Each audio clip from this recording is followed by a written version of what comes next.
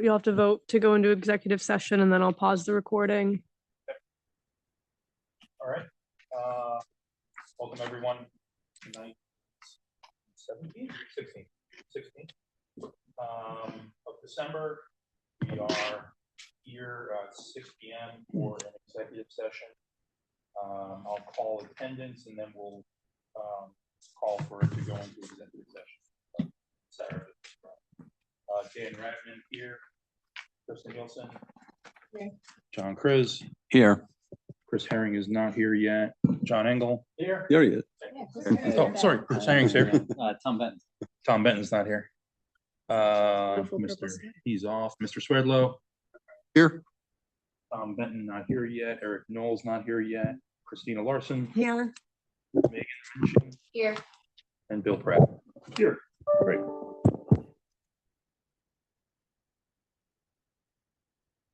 All right. Do I hear a motion to go into, do I need a motion on that?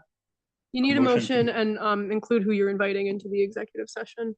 Sorry? You have to include who you're inviting into the executive session. Okay. So do I hear a motion to go into an executive session, including our first selectman, Deanna Carlson, our selectman, Steve Carl, and Scott Hobbs from the Housing Authority. And Ira. I make the motion. Oh, and Ira. Yeah, Ira Bloom. Oh, and Ira's on. Second. That's Ira? That's Ira. You changed, Ira. Do you have a mustache? What's Well, going I hope for the better, but I don't know what that means. I think it's that pop collar thing. Gives you a different look. No, it's like, it's Yeah, just, there you go. All right, so we're, I'll fix my collar. Thank you, though. Yeah, thank you. okay, so we're Tom, going into executive Going session. into executive All right, session. Pausing the recording. Add it to the agenda. This is a regular meeting, right? The meeting's open. Okay, so we're recording again. Yep.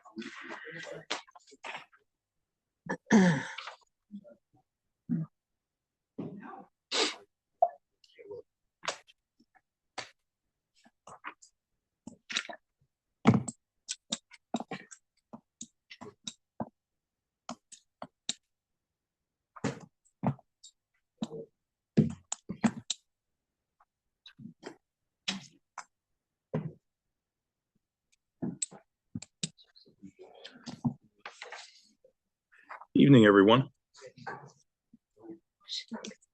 Thank you for your patience for waiting. Our executive session took a little bit longer than expected, but we'll roll right into the regular meeting here.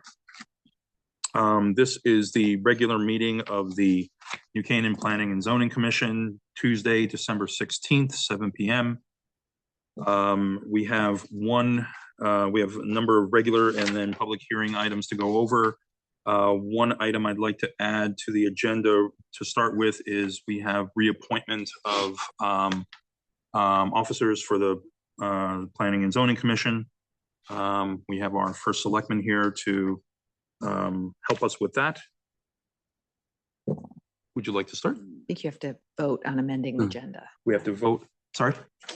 to amend the Oh, agenda. I thought I did. I'll make a motion There we go. to amend the agenda to add the officer elections. Second. Second. Thank you. Call to vote to add to the agenda. Dan Radman, I vote yes. Kristen Nielsen, Yes. John Kriz. Yes. Chris Herring, Yes. John Engel, Yes. Tom Swerdlow. Yes. Tom Benton. Yes. Eric Knowles. Yes. Christina Larson. Yes. Megan Minching. Yes. Bill Pratt. Yes. Full house tonight. So appointment of officers. Okay, thank you. This is my great pleasure as first selectman to run all the officer elections for all the boards and commissions in town. So thank you again for all the work you do all year long. So with that, if I could get a nomination for the office of chair for the Planning and Zoning Commission. First Selectman, this is Commissioner Kriz. I nominate Daniel Radman for re-election as chairman of the Planning and Zoning Commission in New Canaan. Second. Benton, second. Do I have any further nominations for the office of chair? Seeing none, all those in favor of Dan Radman for the office of chair, raise your hand. It's unanimous. Okay. And then the office of secretary. Do I have a nomination for the office of secretary? I nominate Kristen Nielsen. Okay. Do I have a second? Second. And then do I have any other nominations for the office of secretary? Seeing none, all those in favor of Krista Nielsen for the office of secretary? Looks like it's unanimous. All right, thank you all and congratulations again. And again, thank you to the hardest working board in New Canaan. I appreciate all your efforts. It's an important one. Thank you. Thank you, First Selectman. Okay. Moving into the regular meeting agenda, zoning regulation update.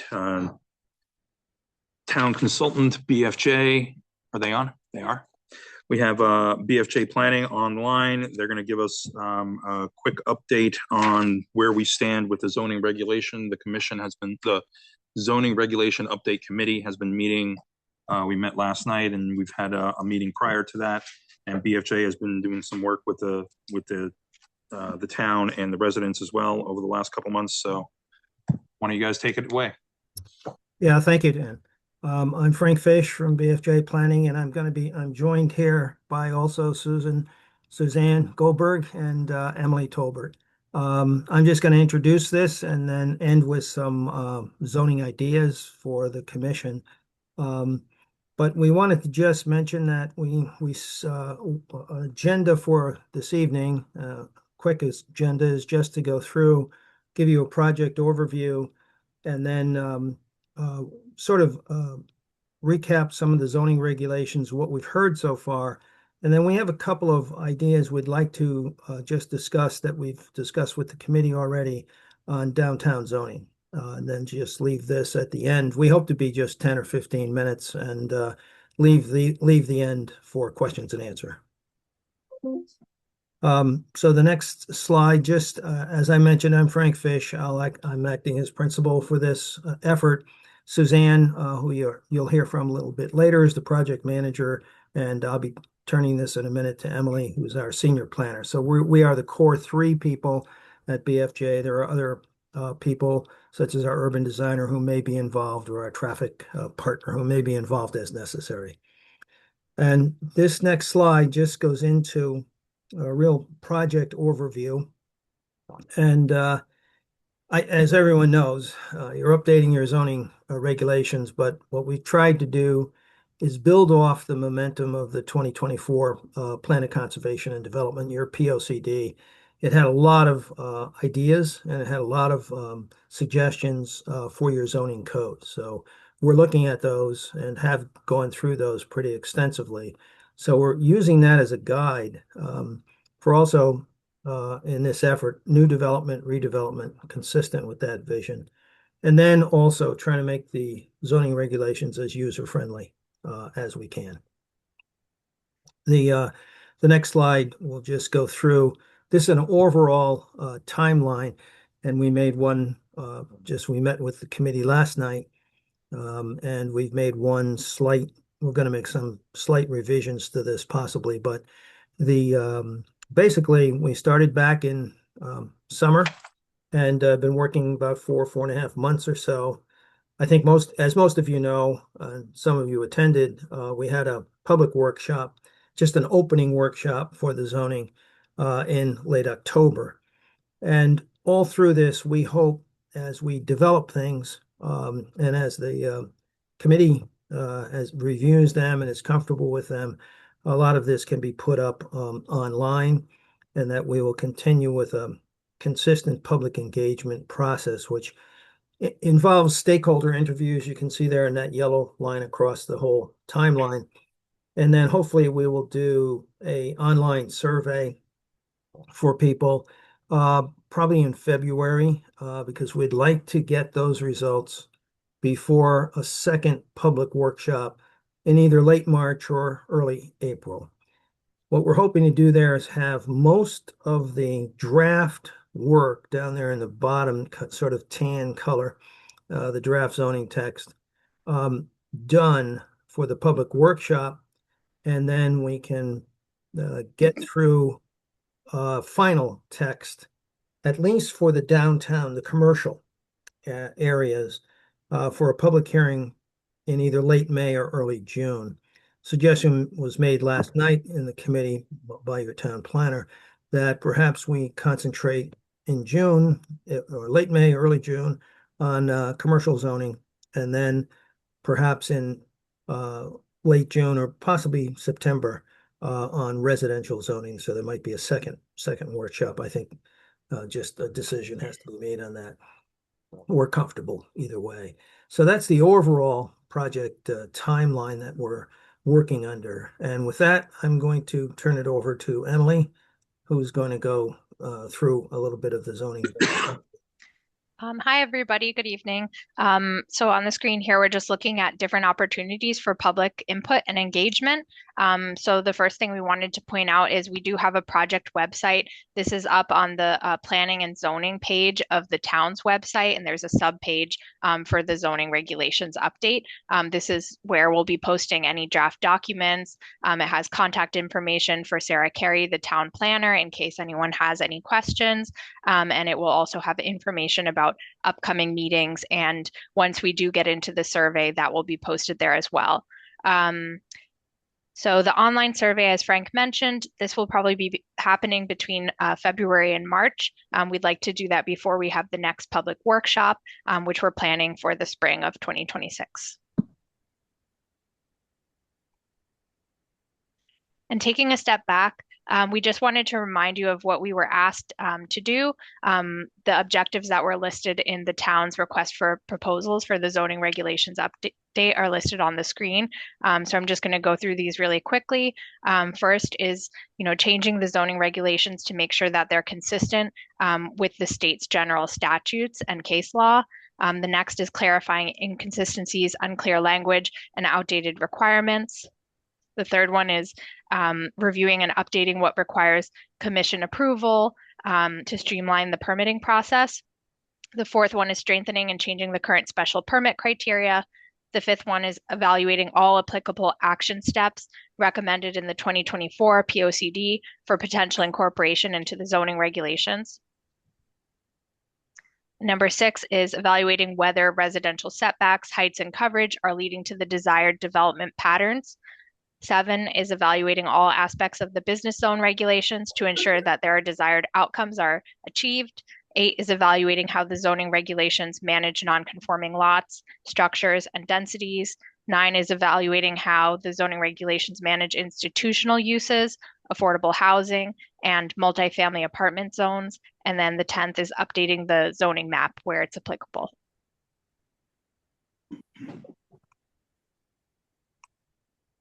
Thanks, Emily. So I'm going to walk us through some of what we've heard so far.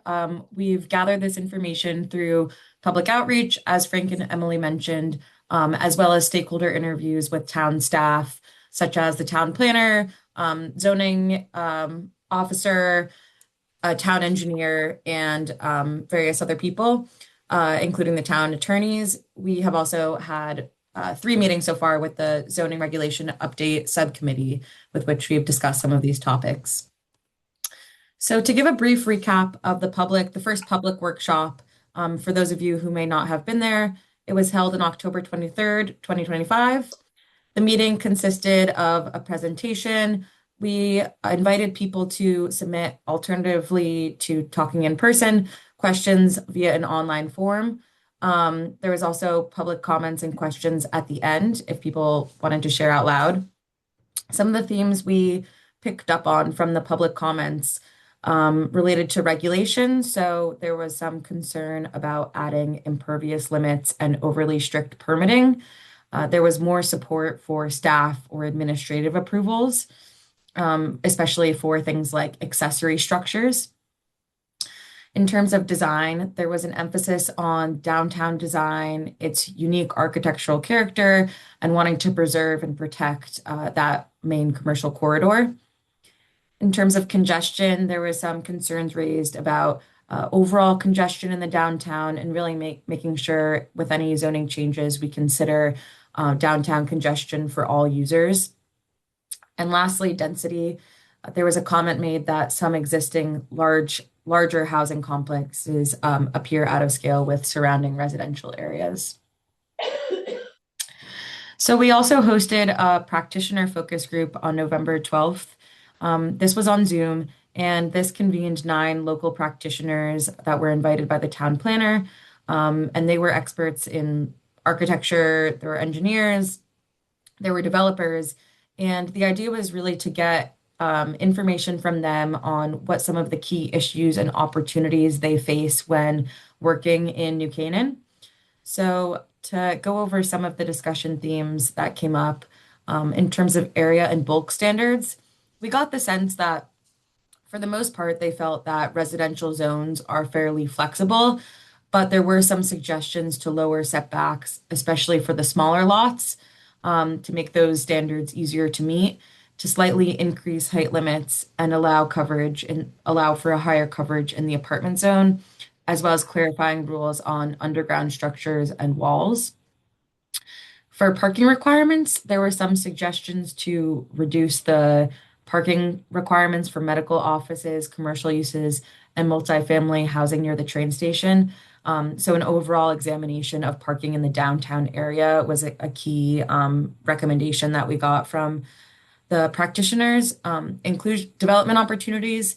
There was overall support from these people for higher density in the apartment and B-res zones, potential transit-oriented development near the train station, and allowing for more small-scale housing in Seward areas like 2-family homes. Inclusionary zoning, these people felt that the current rules are somewhat seen as hard to take advantage of because there's few eligible sites, high parking requirements, as mentioned before, and what they see as high fees and a perceived limited density bonus.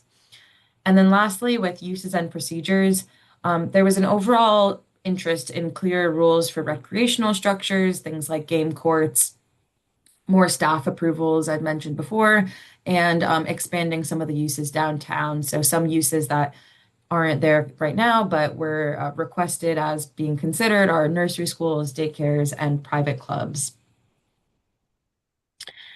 So taking into consideration those comments and also conversations that we've had with town staff and the subcommittee, here are just a few key points related to the different sections of the code that we want to keep in mind as sort of guiding principles and things to consider as we move through the following months.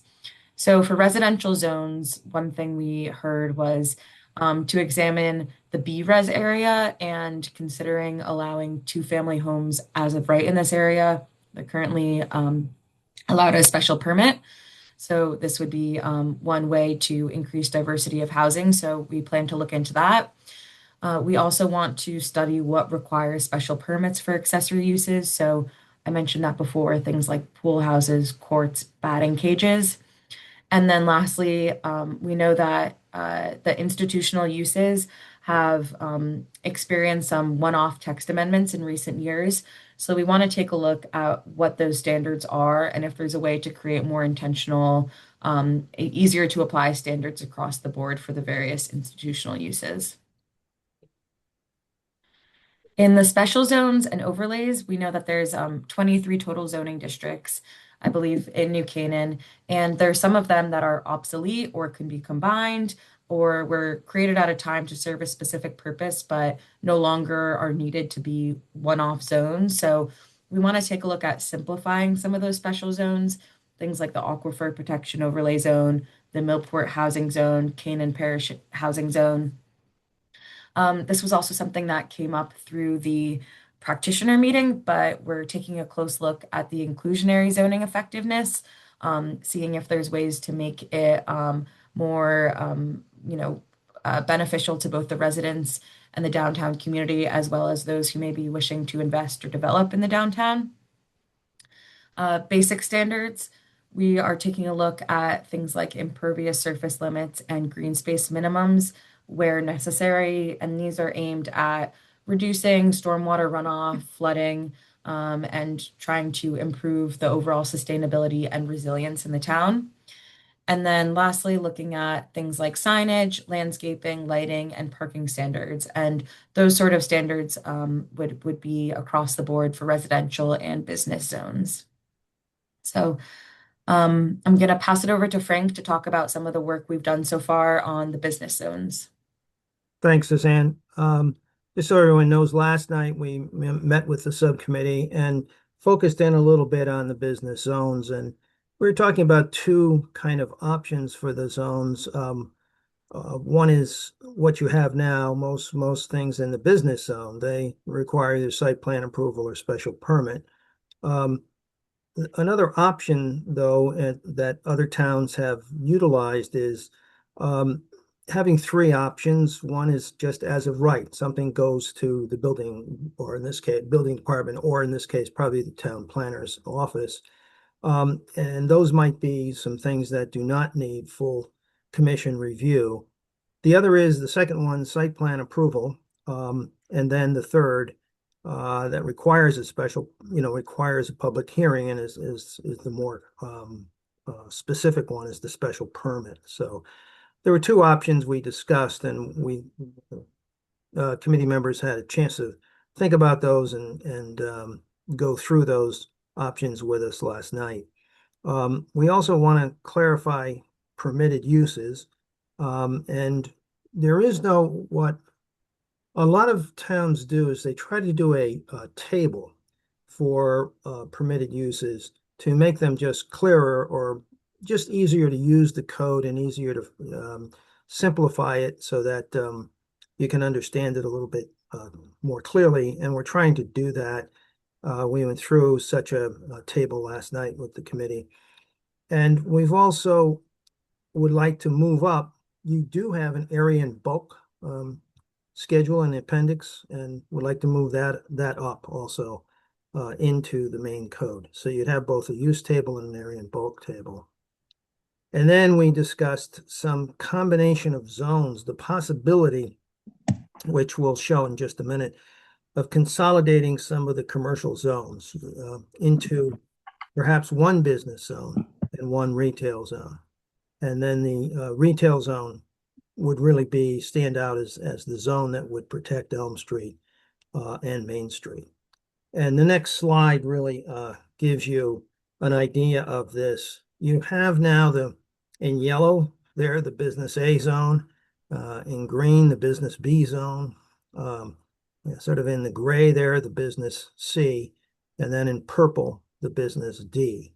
As we got going through the code, area and bulk standards and the different uses in these zones, it dawned on us after a while that, and also your town planner had thought that some of these could be combined. And so I think that's an idea we'd like to discuss with further with the committee and of course with the P&Z. Everyone has to be comfortable with this because any eventual hearing would have to be the full P&Z holding that public hearing. So you can see on the right, the proposed downtown zoning. It's, by the way, this, I shouldn't say it as a proposed. It's right now just a proposed idea for discussion with everyone. But you can see the retail zone in purple there, and that's Elm and Main, basically, with some minor tweaks to it to expand it just a little bit. But the big issue there is in yellow now, we have incorporated all of the business zones into one. We think that may work. We've gone through it with the subcommittee last night in terms of the uses that would be affected and also in terms of the area and bulks standards. So it's something that would, we think, make it much more easier to use for everyone in terms of the zoning code. And an example might be this next slide, which gives you just some thoughts on area and bulk. And we are going to get back to the subcommittee on use. So here's some of the downtown area and bulk standards. We're thinking of that there's very few changes that really need to be made. For instance, most of these in the retail and business zone now, just starting with the minimum lot size, we're not proposing any real change there. Same with the 50-foot frontage on a public street, and then the minimum front yard setback. In the retail zone now, you build to as you know, from on Elm Street, you walk along Elm Street, the buildings are right at the street line. in the business zone, it's a 5-foot front yard setback. So we're thinking in the business zone, you'll see that there's a maximum setback also. And the maximum setback right now is in the business zone, you got a minimum setback of 5 feet and you got a maximum setback of 5. We're suggesting making that 10 feet so that you get a choice or sort of a build to zone of between 5 and 10 feet so that buildings, especially larger buildings, can be articulated by a good architect so that there is some diversity of setbacks and also someone who would have a restaurant, for instance, and you have a 10-foot setback rather than a 5-foot setback. So that is one change we're making there. On building lines, there was a suggestion last night. It currently reads, no building shall be erected on land between the building line and the street line. The suggestion to make that no structure, which makes sense to us, and we were suggesting that change. The other change is the under the business zone, the minimum side yard setback. It's currently 6 feet, and we asked about that. Obviously, in the retail zone, Elm Street and Main, if you have no setback at all, then you have a firewall between buildings. But if you have a side yard setback, we asked that the fire chief be consulted on this. And so we're suggesting changing the 6-foot minimum side yard to 10 feet. So you would get 10 feet as a side yard for each building. So the space between the buildings would end up being 20 feet. And that is, I'm not saying a fire truck wouldn't need to go in that area, but it makes it possible for a fire truck to get in there. Because a fire truck normally needs about 16 or 17 feet of space to get in. So we think that change would add to safety. We have not made in here any other real changes in the current zoning except the FAR. By combining zones, and that's the bottom, that's the last line there, maximum FAR. Your current business zones do have slightly different FARs, and we think that, and we need more examination of this. We're going to look at this a bit more, but we think a 0.6 FAR might be amenable for these zones. By the way, FAR, I should just say, it's a number you'll multiply times the lot size, and it gives you the total square footage that someone could build. So if you had 10,000 square feet, that 0.6, you multiply to 0.6 times the 10,000 square feet. So that's the idea. So I think you can see on the, at least at this initial thinking of the area and bulk standards, we think that it might be possible to actually simplify the downtown zoning into one retail zone and also into one business zone. So with that, I think we want to just turn this. We've taken already I think our 15 minutes. We want to turn this back to all of you for questions. I know this is our first presentation to the full Planning and Zoning Commission. We'd like to have further ones, and we hope you can come also, all the commission members, to the next workshop that we have. So with that, I'll turn it back to the chair. Commissioners, Mr. Engel? Are you working on how to address the rather dramatic changes that came across in House Bill 8002, specifically the 16 units, the right to build as of right 16 units without parking requirements? Are we going to identify the municipality's 8% exception? I will jump in on that just really quickly. Yes, that we are, as they mentioned in their presentation a little earlier, we're altering the timeline. So the commercial regulations will ideally be adopted ahead of these July 1 mandates. We spent a lot of time last night talking about that. So that is definitely, at least on my end, priority number one. And BFJ is on board and the subcommittee is on board with that as well. Yeah, unfortunately, HB 8002 has introduced a lot of deadlines for compliance that we now have to pivot and try and adjust this zoning amendment or zoning update to be in compliance by that June, July 1 date. Commercial and business zones will come first, residential will come after. And there's a lot of things to consider in 8002 that will affect us, not just the 16 unit and parking, but a whole host of other things that they're very committed to implementing. I just wanted a yes, no question that was coming up next. So. Yes, yep. Commissioner? Yeah, unfortunately I missed the meeting last night, but in terms of the, I know you've noted that there would be no changes to height or bulk that could allow increased density in the downtown. And I on an as of right basis, that seems okay. But I have been thinking about, the connection between that and inclusionary housing, and how do you increase density to allow additional development downtown that also includes affordable, right? So, we have we're near a train station.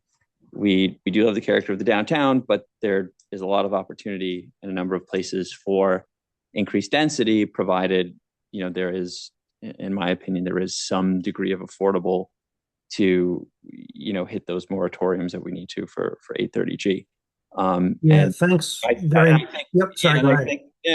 think some of the what I've seen as might be a concern is that I think under the current regulations, you need a special permit to kind of unlock some of the additional bulk relief. And maybe there's a way, and if you're a developer, that, coming before us and the uncertainty is kind of you're disincentivized because of that uncertainty. So I guess are we considering that? How are you considering that? Are there ways to incentivize developers, to come into that, to take advantage of that, do affordable, and not have to deal with kind of the vagaries of, the public review process?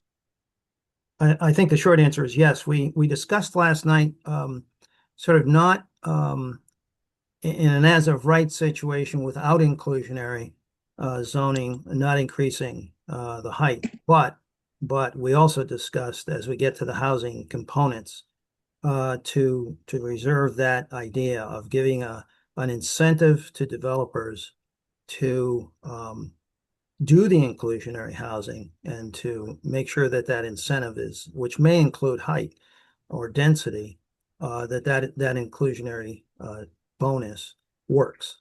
There's been some complaints that it has not worked as well as possible. So the answer is yes, I think we do. I should have mentioned that. The idea was keep the as of right heights alone. However, with inclusionary zoning, build in a bonus for height and density. Thanks. Commissioners, any other questions for now? John, I see one coming. I don't think we have time tonight, so I'll bring it up later. Fair enough. Okay. So when did you already point out when our next subcommittee meeting is? It's February. I think it was February 4th. February 4th. And I'll just caveat, we ran out of time to talk about inclusionary zoning last night, so we will be talking about it on February 4th. Big topic. Great. Thank you all. Thank you, everyone. Have a good night. Thank you. Bye-bye.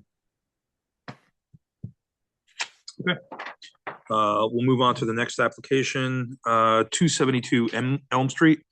Upon application of Cole Harris Homes, Cole Harris Associates, authorized agent for VMI Incorporated, owners, for a site plan approval pursuant to section 4.4 to allow the renovation and limited addition to existing structure previously used as the bank in the business A zone at 212 Elm Street, map L, block 16, lot 89. Welcome. Mr. Chair, do we need to seat an alternate? Paul Harris. I'm here. Yep, hold on one second. Yes, we're going to seat one person. Christina Larson, you're seated for this application. On the microphone, Oh, he's on the screen. He's trying to turn his camera on. There you go. There we go. Press the button on the microphone in front of you. Kind of hard. Push one? There you go. Okay, there we go. All right, thank you. For the record, my name is Paul Harris from Cole Harris Associates. We are the project designer and also the contractor who'll be building this. This is my first time in front of this commission, so I'm gonna try to get used to what it is that I'm showing. I'm assuming I'm just sharing my application as I am on a Zoom call. We're, as I said, we're acting as the agent for the owner and the tenant. As mentioned in the planner's memo, in April, the client received a special permit approval for a pet supply store with an accessory grooming business, which is also in the same building, and the building was previously a bank. The primary focus of tonight's proposal is number one, we have some modest alterations to the exterior of the building entries. Presently, the front entry and an existing side entrance to the building, which we want to enhance as a primary entry into the grooming center. We're also looking for approval for signage modification, which I'll also walk you through. I'd like to show some all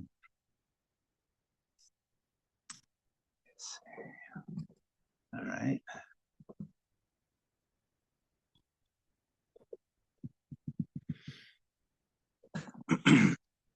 The site plan, is it coming up? It's not. There it is.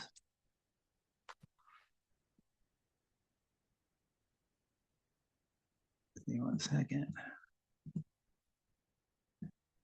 Great. To the right is the existing building on the corner of Grove and Elm Street. The front of the building is here. There is a existing side entrance on the side of the building here. I can zoom into. We are proposing to create a new primary entrance for the grooming center on the side along Grove Street here. We would have an enlarged landing and a sidewalk that meets ADA that brings you down to the existing town sidewalk. The front of the building will remain as is. We're just going to change out the type of door system that comes into the building, as well as some paint colors.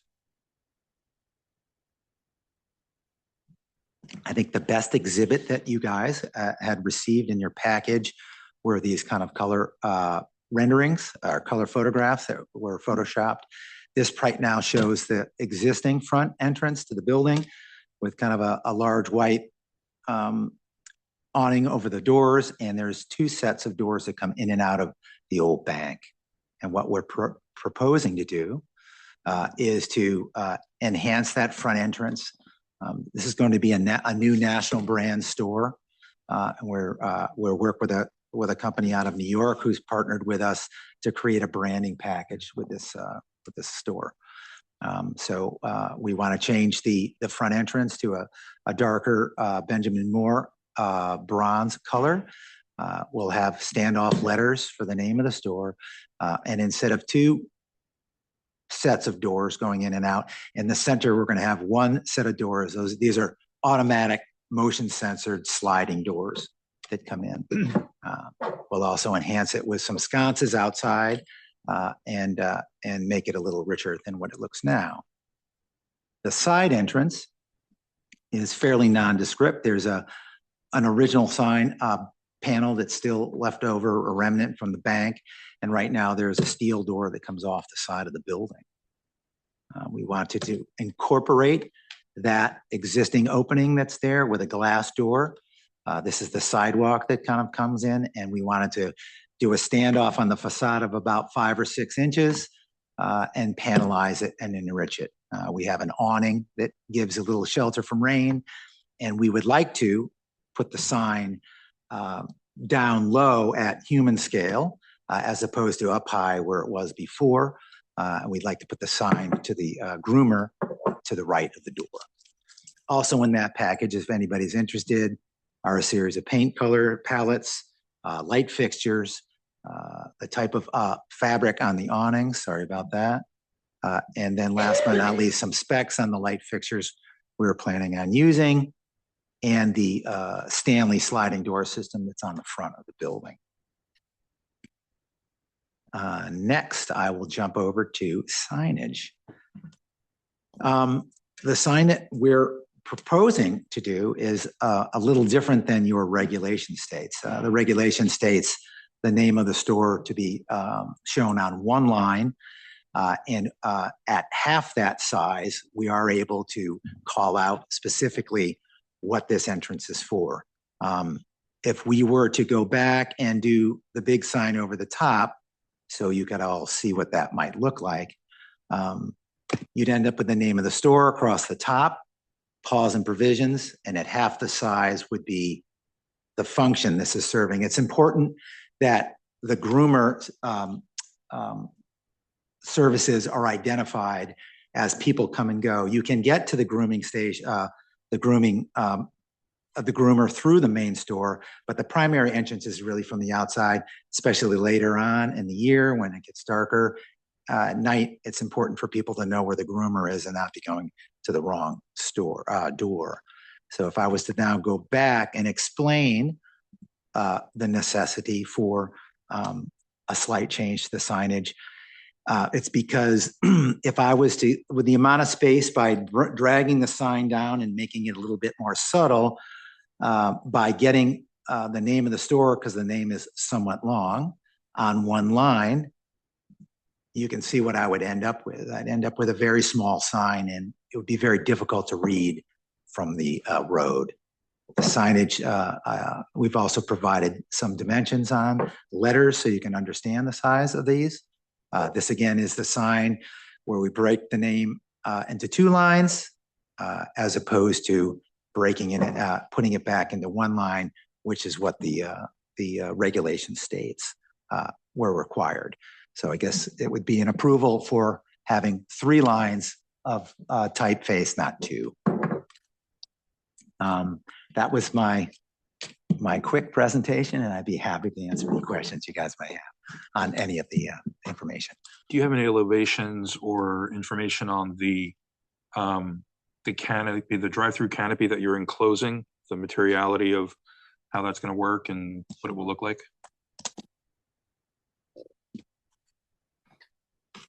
That was, we had already processed this because we have a timeline to try to get started. So the renovations of the existing building and the enclosure of the grooming station was as of right. So we have submitted that through for permitting. And that building, let's just so you look, the exterior of that building, I'm going the wrong way, is a panelized system, which is reminiscent of some of the material look on the front of the building, and it's basically trimmed out and will be painted white. The primary paint trim on the whole building is white. We don't want to get away from that. We want to retain that. Only the specific entrances, the side entrance and the front entrance, we wanted to accentuate that into one of the darker colors. And so that panelized system, oopsie, is kind of what this is here. Gotcha. So, sure. Question. Keep on losing this for some reason. All right. So you have a series of drawings and then a series of renderings, and they don't match. Okay.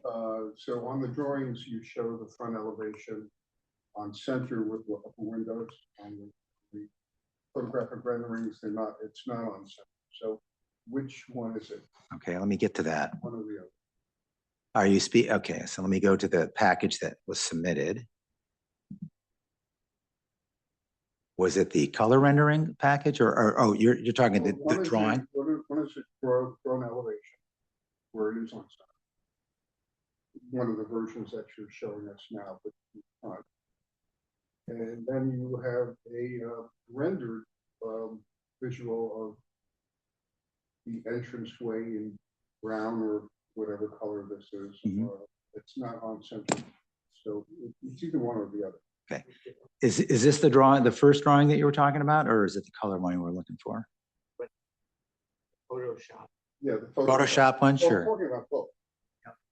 So, okay, here, I'll go back to that one, sure. Yeah, it's a generic.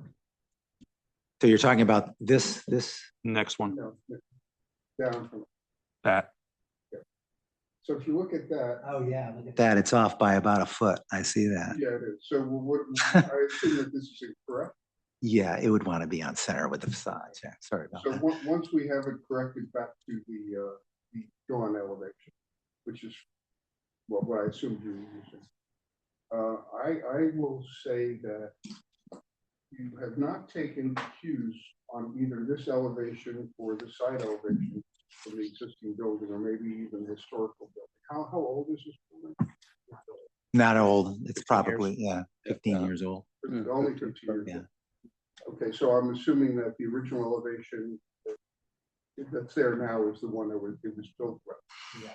This Photoshop, well, this is actually the photograph from the street. And that's the way. That's pretty much verbatim, yes, what's Well, there. I think the building would be more handsome, in my opinion, here, if in fact you were taking cues from the upper stories and the side stories in terms of the window structure, which is actually different from what you proposed for the doorway opening.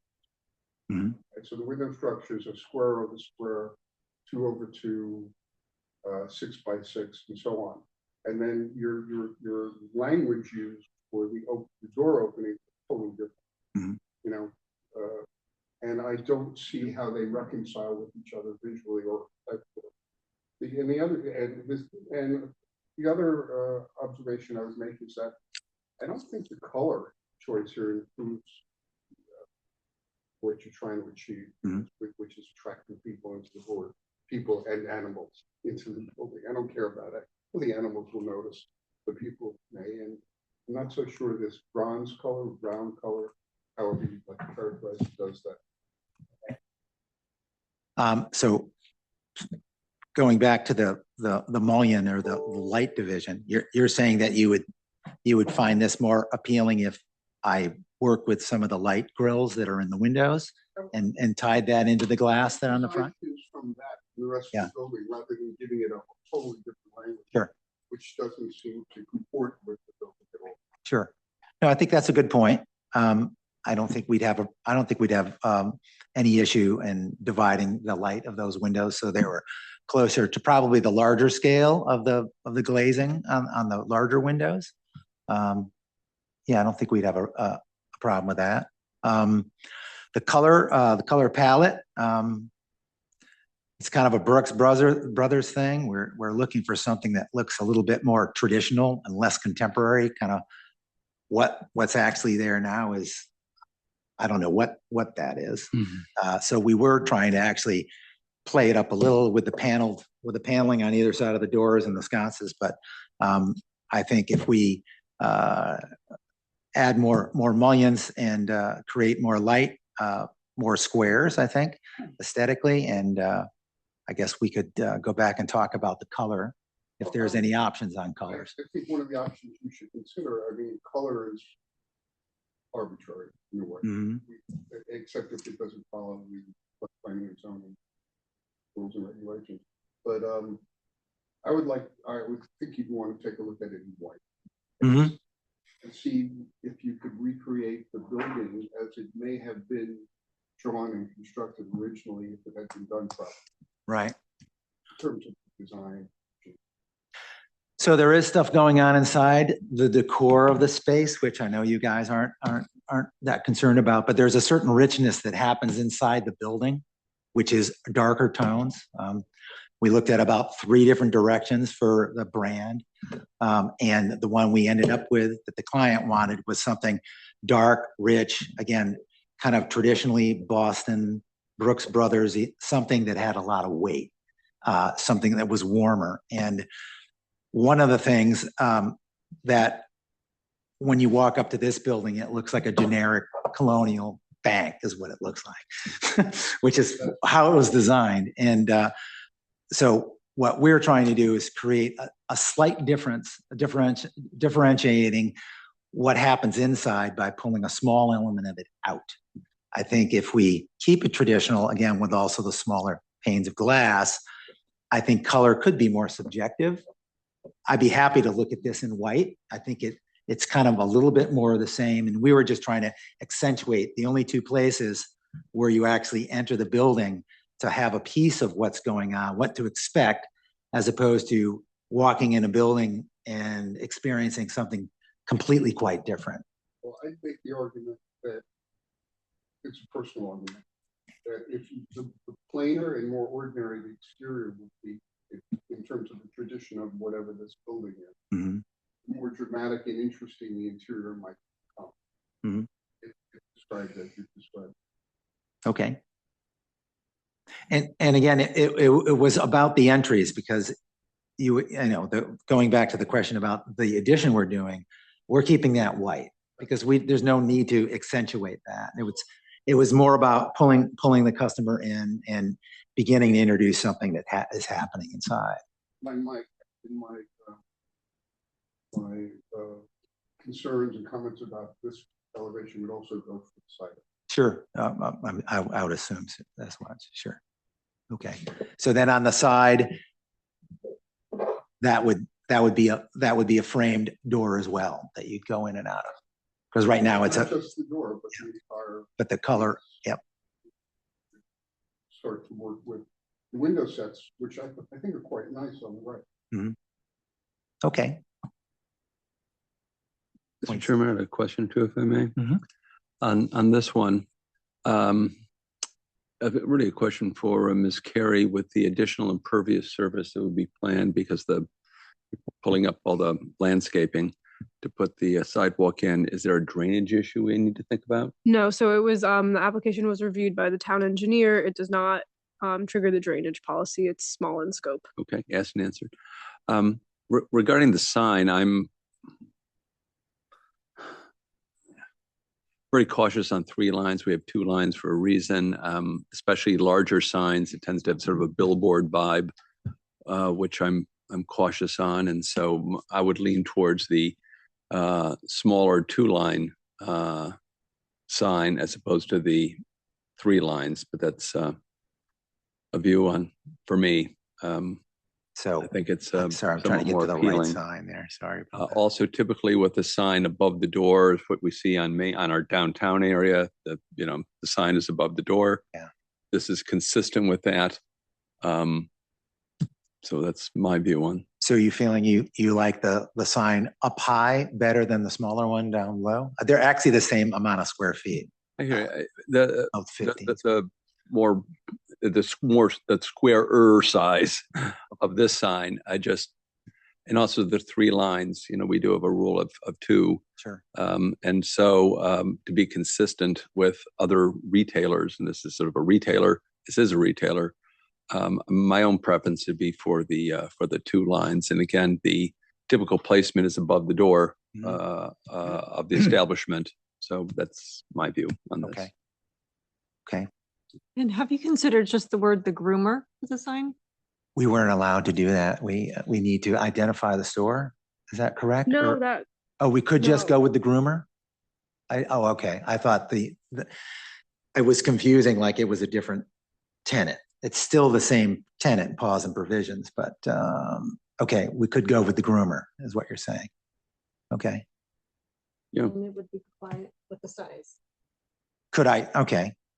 So that would probably then want to come down onto the building because that would be a pretty small sign up above. But if we went to the groomer, let me just pull that drawing back up for a second. I'm unaware that there is, Mr. Kriz, again, that there's a rule that you have to repeat the name of the establishment. We don't have to. So no, that's not a rule. Yeah. So if you just want to say I have a smaller sign lower that just says the groomer, again, smaller than this, right. I would see that as a preferred outcome than what you have on the screen now. So can I ask, could I reverse that thinking? Because if I had a larger word that says the groomer on it, I could then get half the letters of Paws and Provisions. So at least the name of the store is still identified. What we're doing is the larger store name on top, and then half the scale goes below it. You want to reverse it? If I could reverse it and write the groomer large, then I could easily do small scale pause and provisions, because that would be recognizable. And that's what we were trying to get to all along, was to try to get that word. So if that's something that would be acceptable to you, I'd be happy to reverse it. I could get it to work on that smaller sign down below, and I could probably reduce the size of that sign. That sign's about 15 square feet. I can probably make it smaller because the groomer. So if the combined signage between, you know, both facades is under 25 square feet, and you only have 2 lines of text. Yeah. The commission has no discretion over the signage. Sure. Okay. And just to clarify a point Commissioner Chris made, it can be adjacent to the door entry. The only requirement is that it can't be more than 4 feet above the first floor windows. Okay. Well, we would meet that. And yeah, even at this size, the front standoff letters are 7 square feet, and this is 15. So we're under the 25 threshold.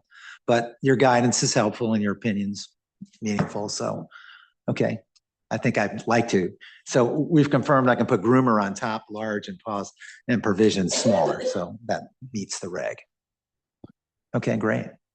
All right, so it sounds like the applicant's coming back with a revised facade, and we may not be hearing the sign application if it's If he compliant. complies, Correct. if it's under 25. A small suggestion.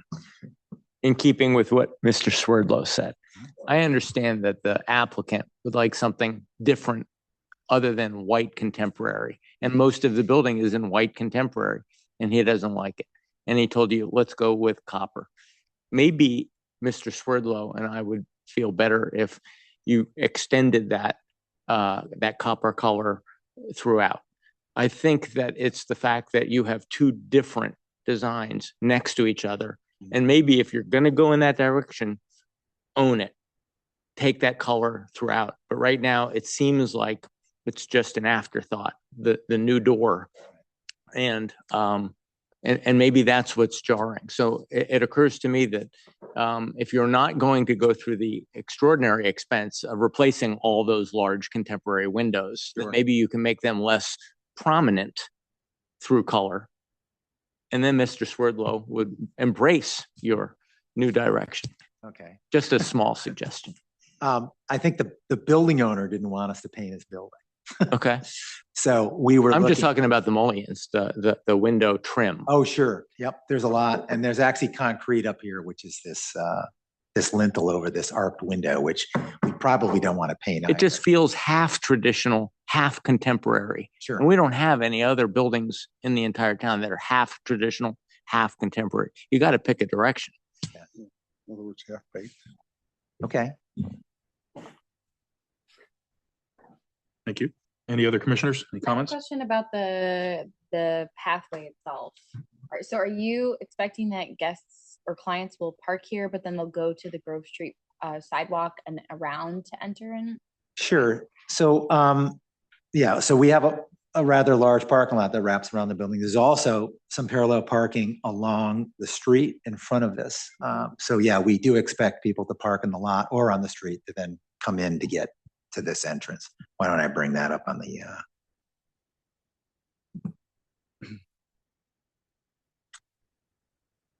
so our parking's out front, but there's also 3 or 4 spots along the road, 3 spots along the road here, which would then get out and get up onto this sidewalk or come around the back. So, Yeah, how's the flow around is that going to be maintained as a single direction?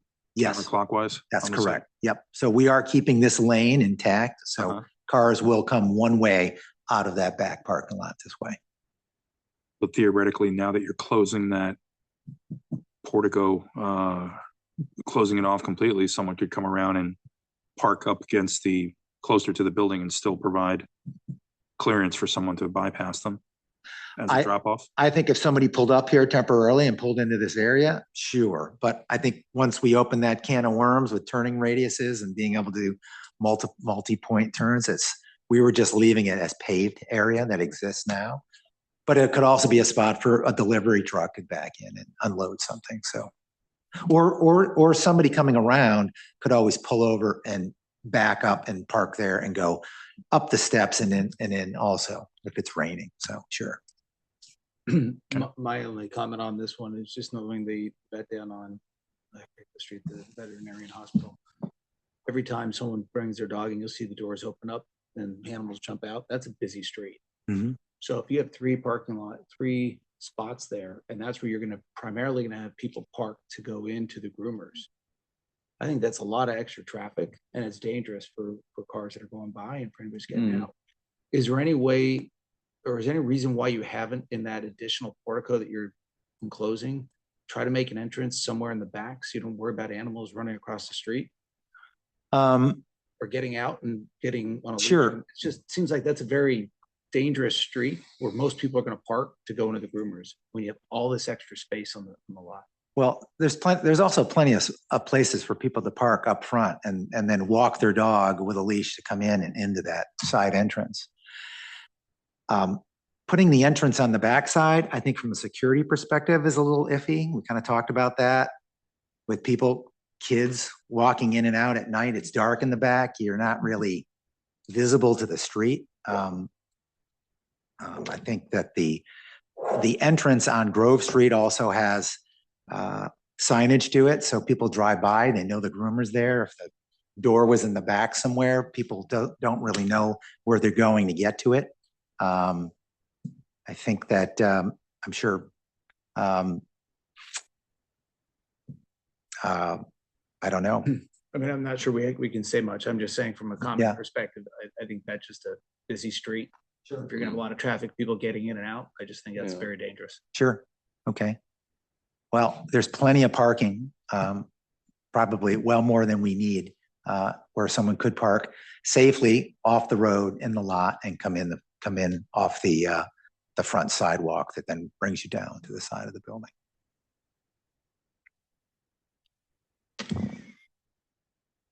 Commissioners, anything further?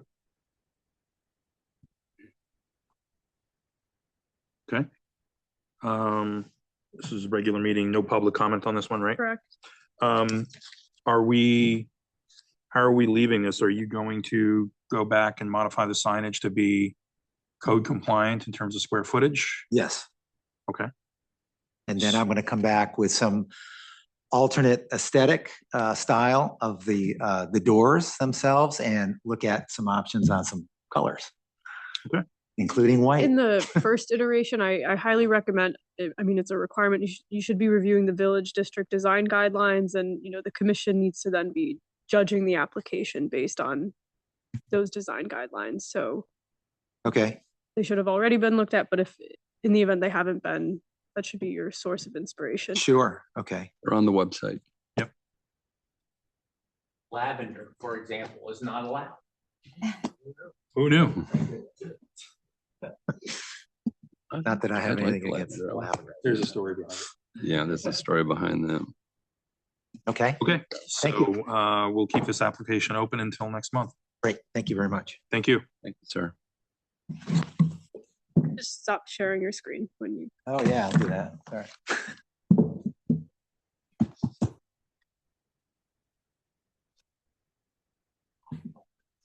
There we go. Okay. Okay, thanks.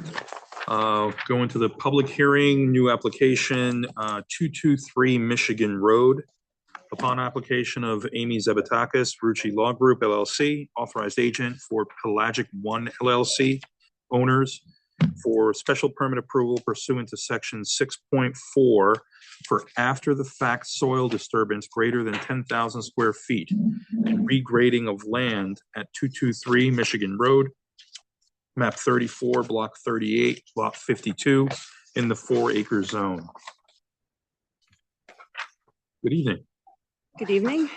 Amy Zavatakis, Rucci Law Group, for the applicant Pelagic One. The owner of the LLC, Carter Gray, back there, as well as our engineer, Rob Francione, and landscape architect, Kate Throckmorton. So I'll see. So this is the property in question, which is 223 Michigan Road. It's just over 4-acre parcel in the 4-acre residential zone. we are requesting an after-the-fact landfilling and regrading permit. The property owner began a project to remove some trees from the property and was not aware that a special permit was needed for the work that was being done. And there were also in need of a wetlands permit due to the wetlands on the southern side of the property, as well as the northern side of the property is currently in a flood zone. Not going to get into this right now, but that map is in the process of being changed by FEMA, so we don't actually believe that it is in a flood zone, but a flood mitigation application was filed as well. As soon as my client became aware that permits were needed, all work was stopped, the site was stabilized, and work was done to come up with some plans to show the proposal and the proposed finished state for the property. We presented this application to the Wetlands Commission on November 17th and received approval from them for the final proposed work. I have Mr. Frangione here so he can talk to you more if you'd like, or else I can just sort of walk through, but we've got we're unable to give you some of the full topographic numbers because the survey hadn't been done before work started. So Mr. Frangione was able to work off of the town GIS maps. We're estimating there was cut volume in the north side of the property of roughly 762 cubic yards. There was grading and fill brought onto the site, mostly to fill holes where stumps were removed, large rocks were removed. Pursuant to the plan that you have in front of you, there'll be approximately 161 cubic yards of material removed from the south side of the property, with 624 added on the north, so net fill of 463. We're also, the landscaping plan that Ms. Throckmorton has prepared shows a number of new native trees being added to the property, and we also have a stormwater retention system proposed. So we can answer any questions that you have regarding the plans. I think ultimately where we are, obviously we started from a not great place, but where we are now is a thorough plan that will provide stormwater protection for the neighborhood. It is better than what it was there before he started, and will be an improvement to the wetlands. There's some wetlands remediation. So all in all, it's a positive net where we're going to end up at the end of the day. Great. And to be clear, engineering, health, and wetlands have all approved the remediation plan? Correct. Yes.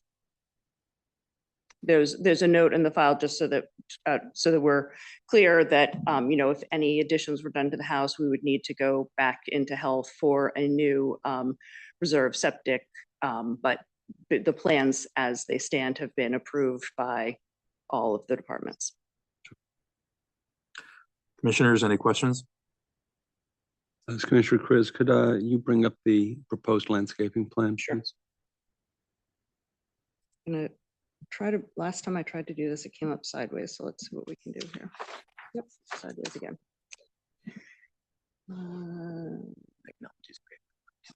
There we go. Okay. Could you maybe move it up there? Because the lower left has the list of the plant materials. Sure. And it's cut off a bit. Yeah, it says the names and so forth there too, but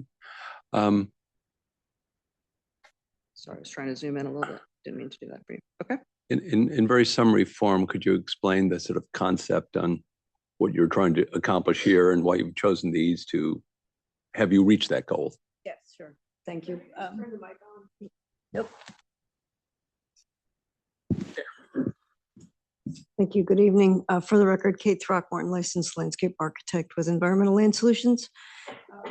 This plan in conjunction with the wetland mitigation plan at the south end of the site. This area, was requested to add some additional trees. Primarily, to reach a couple goals. One was to make sure that we return native trees to the area. Secondly was to delineate and separate the lawn area from the common driveway, which is the large shade trees on the right side of the property. And then to the north, it was just to add a kind of a second layer, secondary understory trees that included some flowering interest in the springtime. That was kind of the goals. Okay. This purpose, could you maybe scroll it down a little bit so we see the picture? No. I've looked at the plant material and they're all natives. Also, I noticed there are tend to be wet soil friendly is sort of my analysis of this. And given your wetlands, it strikes me as a good idea. It's more likely they're going to thrive. So, I mean, my view is this is a very nice plan and well done. So that's my comment. Thank you. Commissioners, anything further?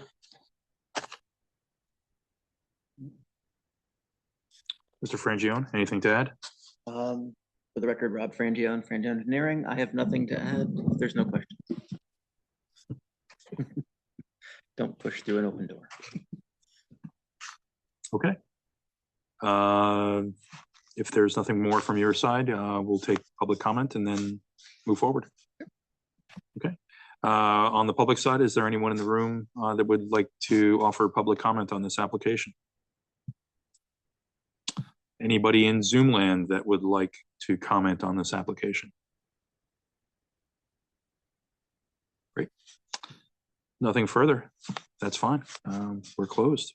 Thank you very much. Thank you very much.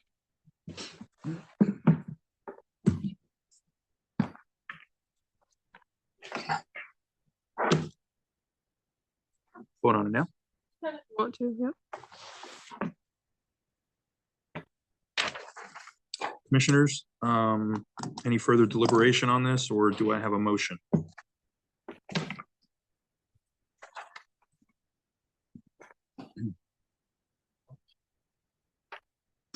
This is Commissioner Chris. I'll move we approve the application. Reasons the issues that brought it to this commission, I believe, have been resolved by the various competent authorities in the town. So we have a complete package.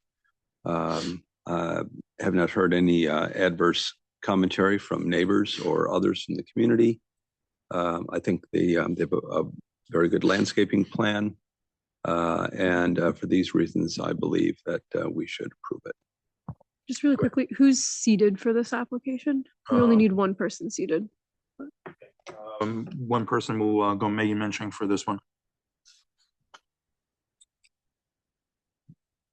Do I have a second on that motion? Second. It's John Engel. Yep. Okay. Call to vote. Dan Radman, I vote yes. Krista Nielsen. Yes. John Chris. Yes. Chris Herring. Yes. John Engel. Yes. Alan Swedlow. Yes. Tom Benton. Yes. Eric Knowles. Yes. Megan Menching. Yes. Okay. You are approved. Thank you very much. Thank you very much. Next application. 1124 Valley Road. Parcel B, as noted on map 7816 of the New Canaan Land Records. Upon application of Amy Zavatakis, Rucci Law Group, LLC, authorized agent for New Canaan Land Conservation Trust Incorporated, owners for special permit approval pursuant to section 3.2 and 7.7 to establish a philanthropic use as the principal use on the property and to designate the structure as historic in exchange for setback dimensional relief to facilitate the rehabilitation and minor alterations of the structure at 1124 Valley Road, map 46, block 105, lot 78, in the 4-acre zone. Mr. Chairman, I will recuse myself from this application. Fair enough. So do we need one more? Two more. Two more. Okay. So Christina, Megan, and Bill are all seated. I'm glad you're all here. Welcome back. Hi. Long time no see. Amy Zavatakis, still from Rucci Law Group, here on behalf of the New Canaan Land Conservation Trust, which is the owner of 1124 Valley Road. I'm joined by a number of representatives of the Land Trust. Not even actually sure everyone who's here, so I'm not going to try to name anyone and offend anyone. And as well as the project architect, Anderson Kenny, who's back here. I also have Chris Schiffer is here. He's going to give a little background on the group's house, which is the building that we're discussing tonight. So let me share. So some of you may remember this lot. In 2023, this commission approved the subdivision of a parcel that was owned by the first taxing district. There's the reservoir to the side. They subdivided the lot so that the taxing district could still own part of the parcel, and then the group's house would be purchased by the land trust and preserved. And you'll see there's an open space restriction on the back half of the property, which is where it connects with the land trust's larger property, which is the Brown Preserve. So this approved subdivision map was recorded on the land records. This is what you're looking at right now is map 7816. It was noted at the time that this subdivision happened that the intention was for the land trust to use this building as their headquarters. So right now we're requesting 2 special permits. First is a special permit under 7.7 to allow the land trust to return the building to more of what its historic look was with a front porch. The building itself is within the front yard setbacks because it's a historic house and was built before the setbacks were put in place. So in order to put that porch back on, we need the special permit to allow it to be recognized as a historic structure. And the second is a special permit under 3.2 to allow the additional primary use of the building to further the land trust's philanthropic purpose, i.e. to use it as their headquarters. So just a little bit of background on the building itself. So this map is the application, which shows the proposal. I submitted to you a portion from the New Canaan Landmarks book, which has a drawing of the house. You can see the porch on the front of the house in this drawing.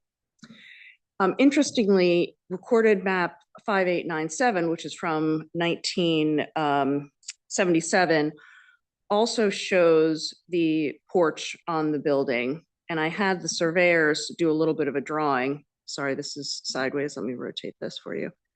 Oops, rotate it the other way.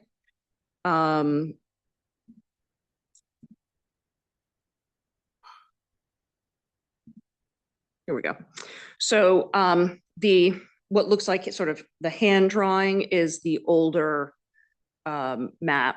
And so you can see that our new proposed porch lines up with where the porch was on the historic structure.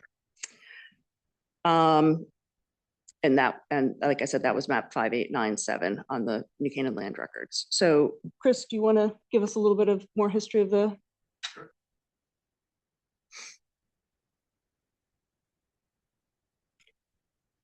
Is this a good place for me? Sure. I got a red light on it. There we go. Okay. Thank you. My name is Chris Schiffer. I live at 8 Ferris Hill Road, and I have been involved with the Land Trust and this property for almost 10 years. A brief history. 300 years ago, the land in question, or the area in question, was common lands of Norwalk. 220 years ago, the first deed with appurtenances, which is a really hard word for me to pronounce, was recorded. Hence, 1805 is the estimated date of the first structure on the property. 150 years ago, Group's house at 1124 Valley Road was at the center of a 200-acre farm bordered by Laurel, North Wilton, and Cheese Spring roads. Fast forward to today, the Group's house is the stewardship center of the New Canaan Land Trust's 400 acres of protected open space. With the Group's house, the Land Trust protects the rural rustic charm of New Canaan. In a way, we've come full circle. There's no dispute of the historical importance of this house. You saw as presented by Amy, the write-up that's presented in the 1951 Landmarks of New Canaan book. This is really the historic homes Bible for our town. The property has been noted for historical significance by the Connecticut State Historical Preservation Office. It was recognized by Preservation Connecticut as a historic home, and the Land Trust and other organizations were awarded for the preservation of the property. That preservation of the property included a coalition of conservationists, environmentalists, historians, and preservationists to save it. The town itself was involved in the process of seeing that the home was saved. And the New Canaan Land Trust has raised the funds in order to acquire it and adaptively repurpose and preserve this structure for future generations. The group's house will now run with the Land Trust, which runs in perpetuity. So thank you. Any questions? Nope. Is there a reason we didn't do the special permit in 2023? Yes, because the applicant was the.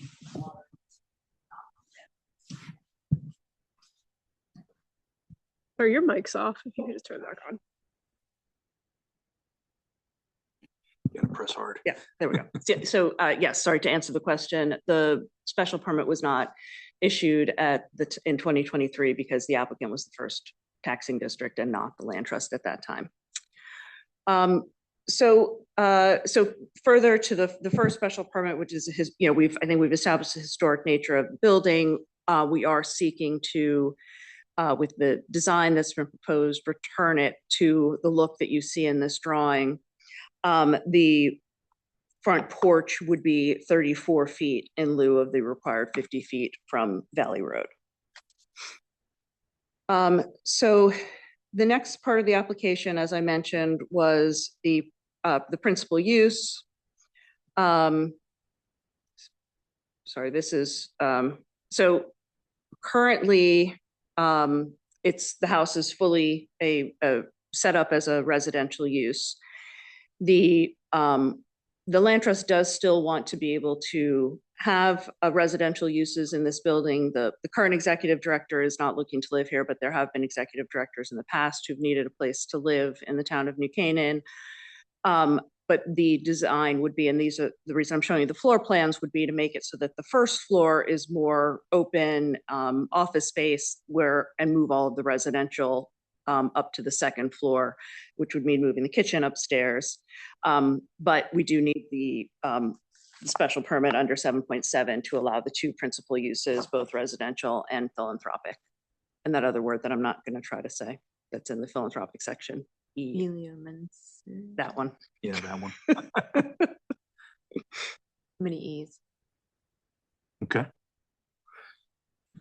Commissioners, any questions? About parking? Sure. So there is a significant amount of parking beside the building. Let me go back up to the site plan. There's significant parking beside the building. There's also Benedict Hill Road, which is right across the street, which is there's allowable parking on the street on Benedict Hill Road as well, but that we don't think that'll ever be needed. And I think this was in the application, but we're looking at monthly meetings of about 12 people.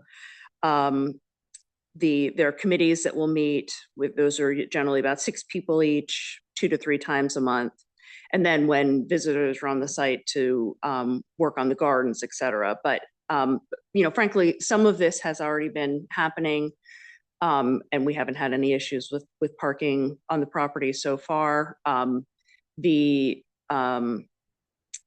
it was actually when the that was sort of the interesting thing, going back to Commissioner Engel's question about why this wasn't done when the subdivision was approved. The subdivision did actually require that the parking get looked at as part of this. So it was reviewed at that time. So how many cars can you park on site? Sort of, it's not striped because it's gravel. So you need to come forward. We have a driveway. You need to come forward. Extended a drive and a parking area.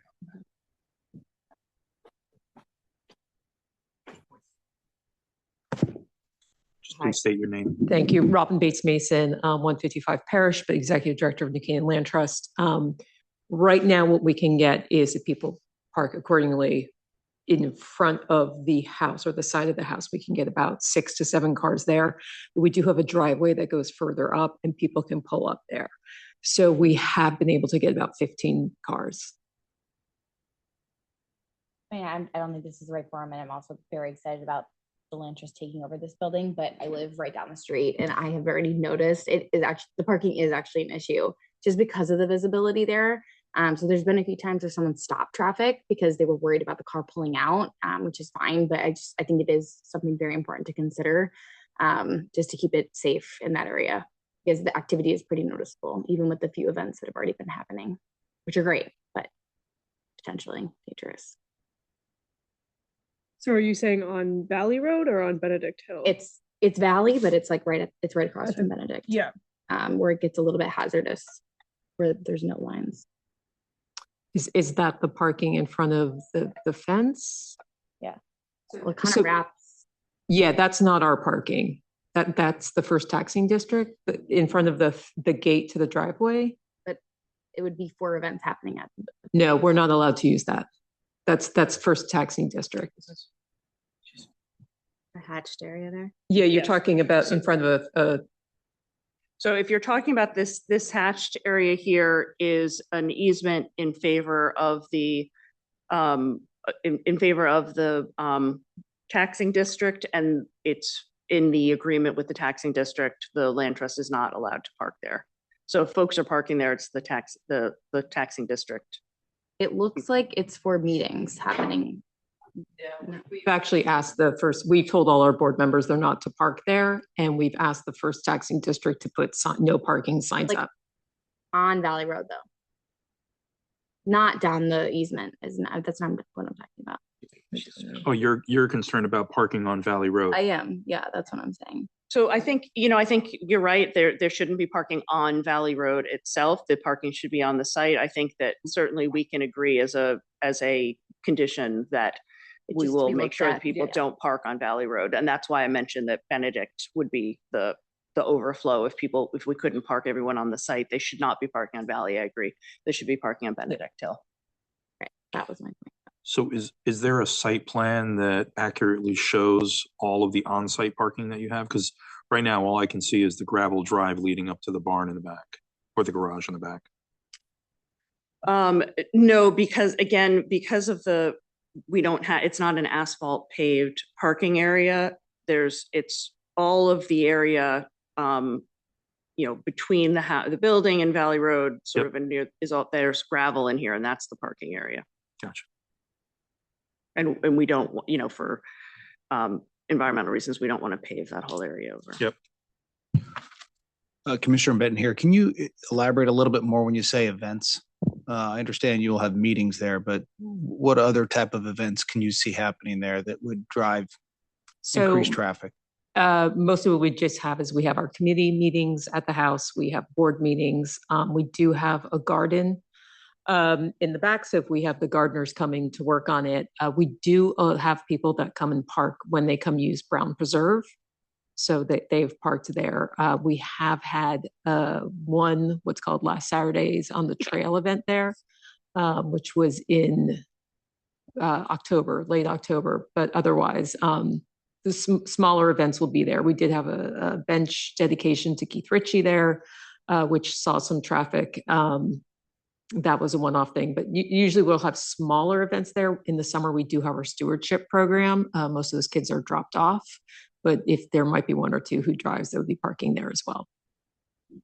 But I think this is not intended to be a space where they'll have, you know, major fundraising galas or anything like that. That's certainly not the intention. This is really the application is to be able to use this as an office headquarters, as opposed to you know, it's not an event space. So, question? So how extensive a renovation are you intending to do? I mean, on the building as it is now, it has a downspout coming from what appears to be the top of the second floor and down and out. And it also has an outbuilding here. I assume you're going to remove that in order to accommodate the porch. Just give us a little overview of this. Downspout. Well, that's the Chase. No, but take a look at it here. lines for a split. You see that? He just said it's an HVAC line. Well, whatever it is, what are you intending to do with it? Hi, Anderson Kenny. I'm architect of record.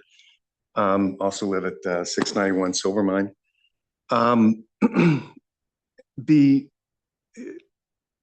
In terms of the renovation, I mean, it's not, you know, it's not a full gut reno. It's, you know, I mean, we're probably renovating. I don't even want to give it a percentage, but the intent is to leave as much intact as possible. And will you leave that line or whatever that is right now? Yeah, in place? Show me exactly what.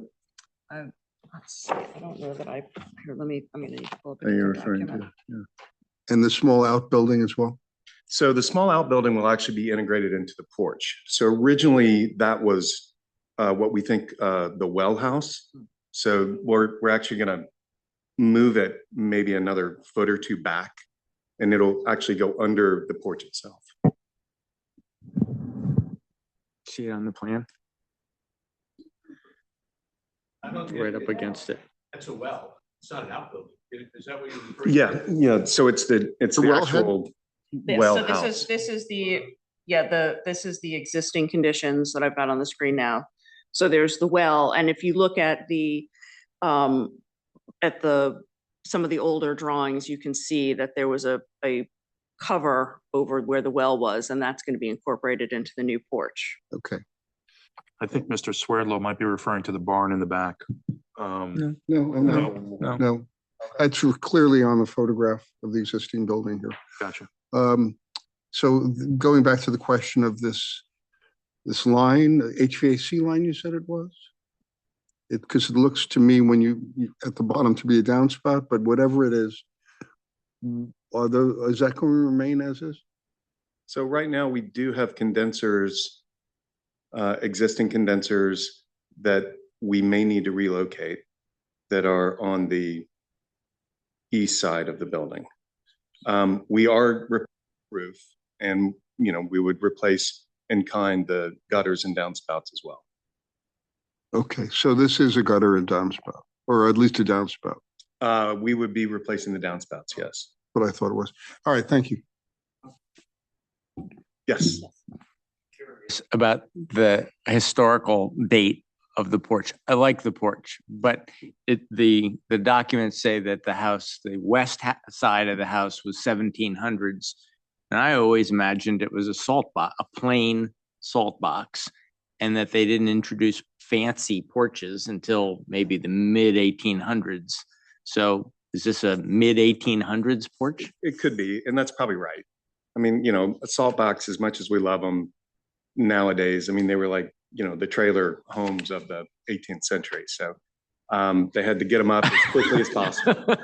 I know, and Chris lives in one, but fundraisers in the back. Yeah. The house. Exactly. So the porch was most likely added later. And it was, you know, probably in the 19th century sometime. So in the pages from the landmarks in New Canaan, which were in the application, talk about the group's family, and it says talks about the original building. The original house was added to more than once as more group children were born, 9 in all. This is what. Two of the older brothers built the high stone wall which supports the terrace on which the newer part of the house stands. Mrs. Nichols recalls that in the old days, people came, as they do now, to ask for water from the well built into the corner of the porch, a well which never was known to go dry. So the porch was definitely part of the historic nature of the building, at least according to the 1951 landmarks book. According to the rendering shown of whatever age this is, it looks like there's at least one, if not two additions on it from the salt box era. And, you know, one era's salt box is another era's McMansion. So it's hard to characterize these things. But one last comment. Is there a historic sign on the front of this? Is that what that is above the door? I don't believe so, yeah. It's not. Number? Okay, thank you.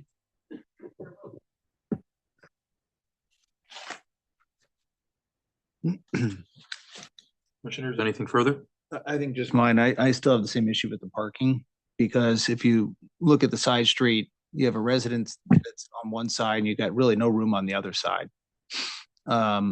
So either cars are gonna be parking up on the residence lawn in front of their fence. But there doesn't seem like there's a lot of flow into the property for parking. If you said it's not really parking, it's gravel. And if you're gonna have people doing drop-offs and you're doing hikes, it just seems like there's gonna be a flow of people there and there's no real thought for a flow of traffic in and out of there without disrupting the neighborhood and the street. It's, so when you park in, it is a circle, the half circle, so people can go in one area and then go out the other. So you're not going in and you're not backing up into the street. So when, let's say, if someone's being dropped off, which really doesn't happen often, there's that circle, so no one's backing up or anything like that. We do have a long driveway that goes up going towards Brown Preserve, and it has a turnaround. So what we've done, if people need to park, they just go up there, and so they can turn around. So everyone, when they're coming out, no one's backing out into the street, they're going down there. So we can get quite a few cars back there. We don't use it, we don't need to. We've had one meeting where I've just taken my truck and put it back in the circle, and it can't be seen from the street. So we go from there, but that's how usually people go. We have that half circle. And entering that half circle, are you going through the opening in the stone wall that's directly in front of the barn? The way I'm coming up Valley, so I take the first opening left, and then I'll The one that's closer to the house. But yeah, but people can go either way. Would you be open to a limit on the number of attendants at these events? I mean, something has to be commensurate with the amount of parking on site, to Mr. Benton's question earlier about how many events and how big they're going to be.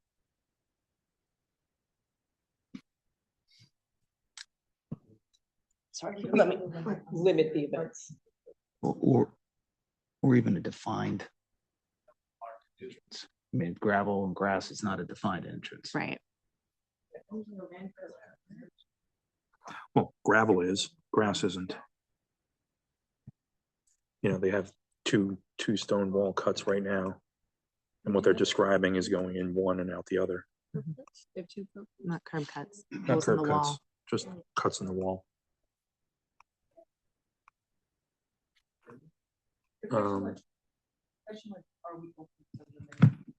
Even if you look at it, it's not like it's a designed natural. No, understood. It's just happenstance.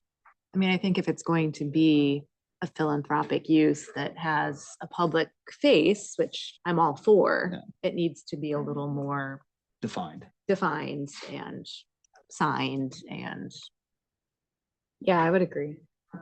And I mean, I don't know if we need a better site plan that would show that layout. I mean, inevitably overflow. I understand that parking. they don't want to pave the driveway, and that's fine, but can they provide more information on how many cars they could fit? But You're not gonna see cars parked there, so they're gonna have to. okay, we have like 5 different conversations going on. We may want to reel it in. Okay, No, back to you. Thank you for your patience. I mean, I think the concern that we're having is there are kind of two different situations here. What we're looking for is the ability to use this for meetings, et cetera. And we can definitely say, you know, meetings won't be over a certain number of people. The problem is that where I think there's, you know, we started getting into the idea of, you know, there are some of these drop-off events, and this really has more to do with accessing the Brown Preserve, which is the additional 10 acres behind this building, behind this lot, I'm sorry. So that's the problem with, you know, trying to start to put limits on here, because there is additional space to go back there in order to put cars to access the Brown Preserve. But that's not there's not any sort of frequency to that. And it's also because we want to make sure that we are opening these land trust properties up to the public.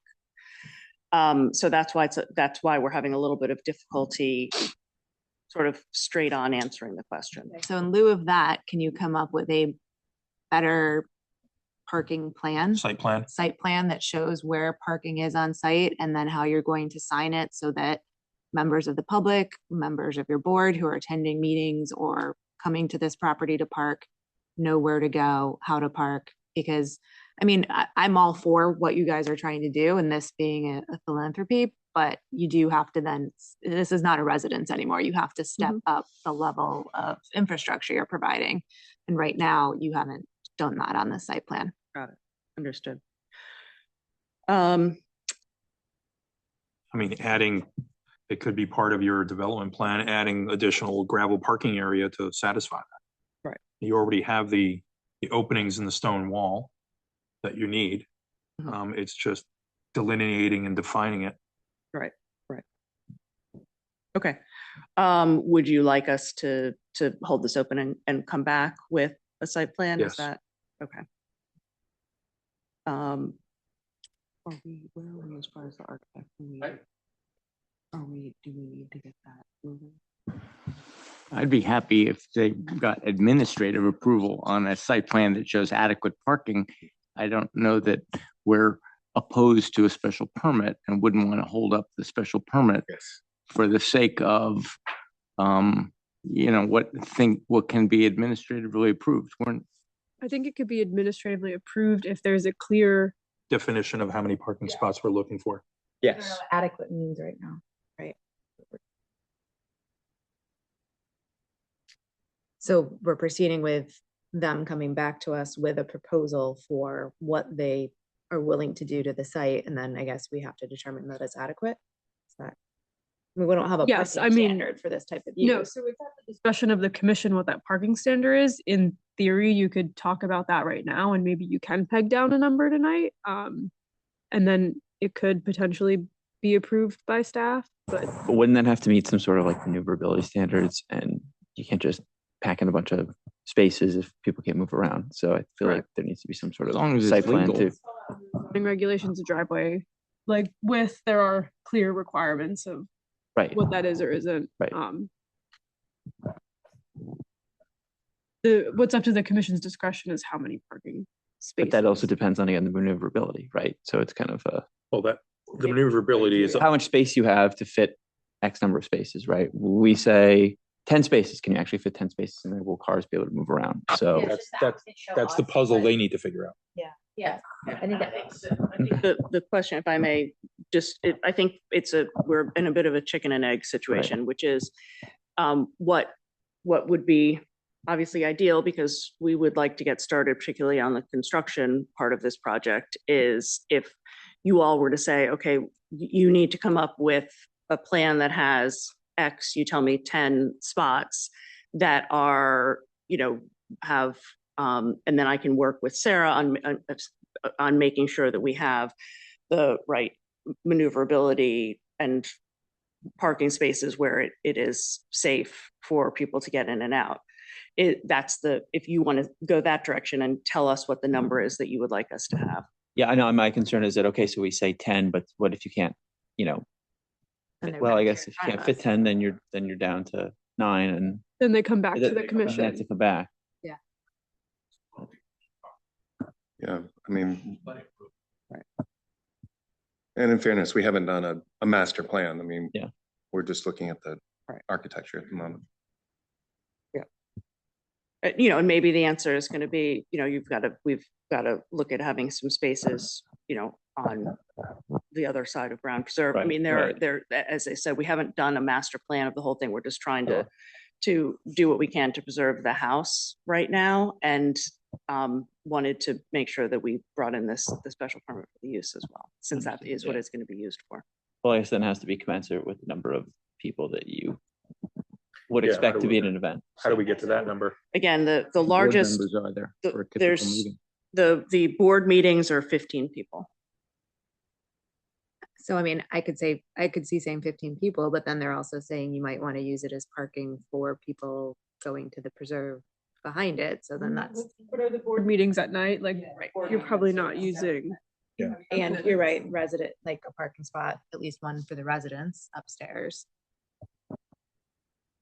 I mean, actually can we require separate the two. application into two parts, which is the institutional use as a permit, and that would require the site plan and us understanding parking, and then also the renovations for the house as a separate part, so that we can approve that and you could get going on that? I think that if the commission would like us to come back with a site plan, then yes, I would request that we split the special permit into so that we can start on the renovations. Alternatively, if you would like to say to us, you know, figure out a way to have, again, whatever the number is, spaces on the property and work that out administratively, we can do that. So the only issue with that, with splitting it up, is, you know, in theory, if they get approval for the porch, they're looking for sign off on a building permit to go and convert the structure to fit their needs of the headquarters. And so then we run into an issue where I'm signing off saying, yes, go ahead, build this for use you don't yet have approval for. So versus you could approve the special permit, put a condition on that you don't get CO unless you demonstrate parking. And forgive me, did you say events? You will have events or no? It's No, this is not an event space. I think we got a little confused by the word events when we're saying that, you know, there's gardening events on the property. There's, you know, there is the access to the Brown Preserve, but no, this is not going to be a spot where they're going to be having galas or fundraising events in the true sense where you start looking at, you know, 50, 75 people. right. Okay. So 15, essentially 15 board members at one meeting, and then somebody living on site. So 16 spaces, 17 spaces. I don't know. That's just musing, but we're trying to figure out a number that would seem logical to me. Seems reasonable. I mean, there's a logic to the number. You have the area to do that. It's just a matter of designing it properly with the flow that you need. Okay. I don't think burdening the applicant with trying to figure out the entire 10-acre and people who might walk the property is part of the special permit. I think the special permit is for meeting space, and we've identified that typically 15 board members meet, and I think that should be the standard to which they're held. So I would be comfortable picking it based on the most common use, not the extraordinary use. For instance, I'll be having a Christmas party with 100 people this weekend, but but I'm not required to put a parking in for my once a year Christmas party. You're not planning events, just board meetings. And that's a 15 spot maximum. That's the largest is the board meetings. Yes. I think that's narrowly what they're asking for in the special permit, just the monthly meeting. So I'd be comfortable with that. Yeah, the 16 number came from the what would you call it? The person living upstairs, Well, aren't they part of the board or no? would they be part of the board? Yeah, would you rent that space out upstairs? No, it would be for someone associated with the land trust. Okay, so it remains empty unless. Yes. Would most likely be at the board meeting. Yeah, most likely, yes. Okay. I feel comfortable with the 15 number. All right, so we're talking about having them And come back administratively Administratively, to correct, Sarah with a parking plan for 15 spaces and signage correct, showing where to park. correct. And do you want any conditions on the events that are permitted to be held? I know that they've, said that it's only board meetings and no special events, but do you want a condition? And maybe it's not even defining the event, but maybe it's no more than 20 people for an event or 15 people or something like that. I understand the Brown Preserve is separate, but Or just no events beyond board meetings? I don't know if that's too narrow. Well, what's the frequency of board meetings? Monthly. It is monthly? Events more than 20 people.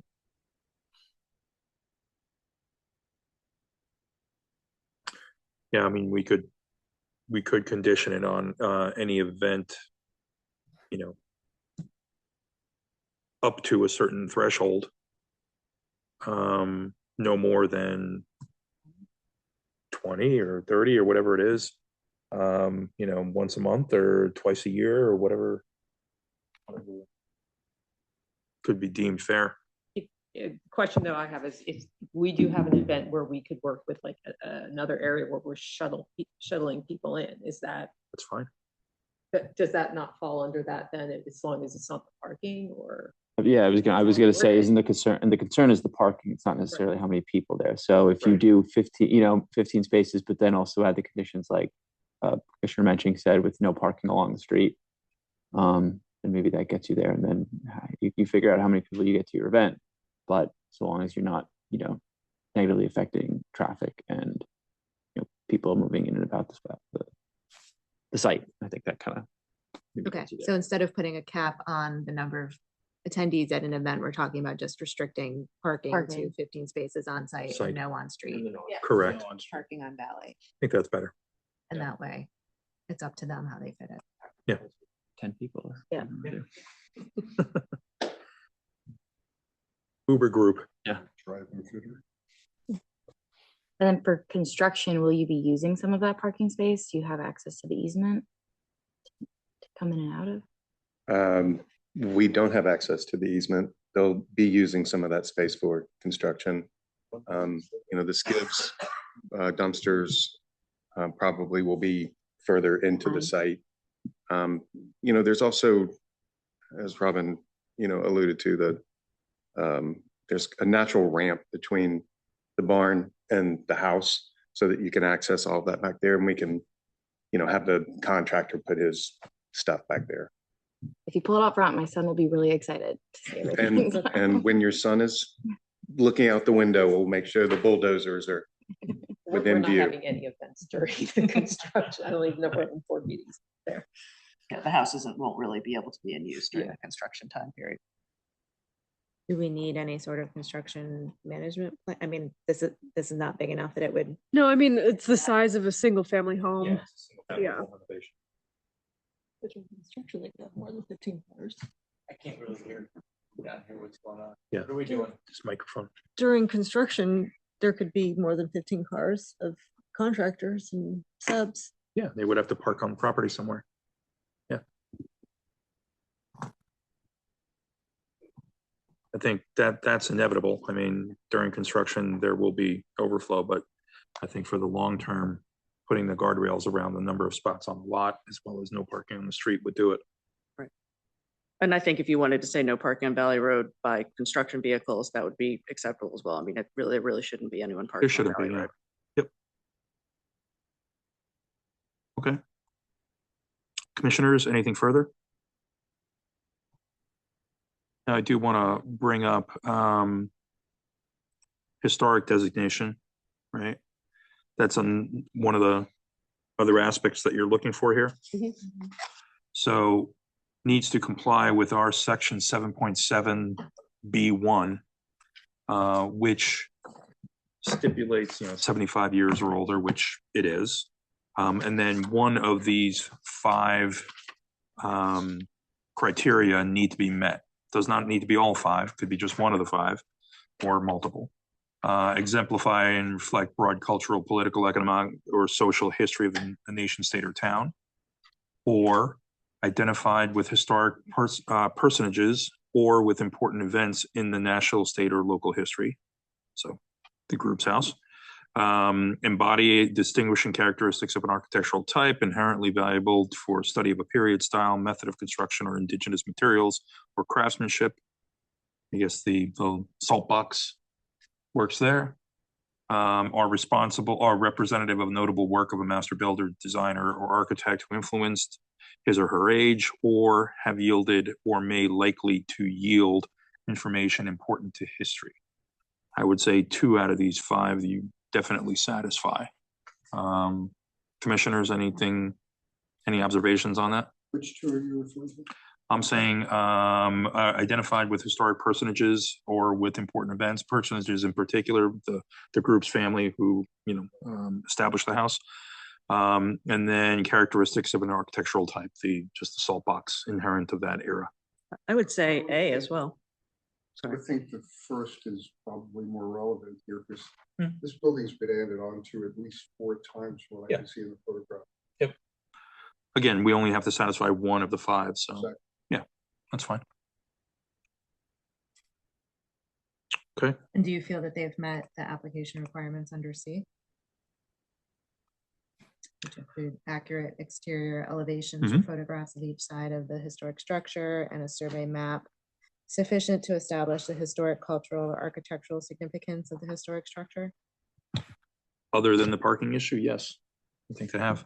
I think it's a quite complete set of CDs, everything down to the power plan. All details.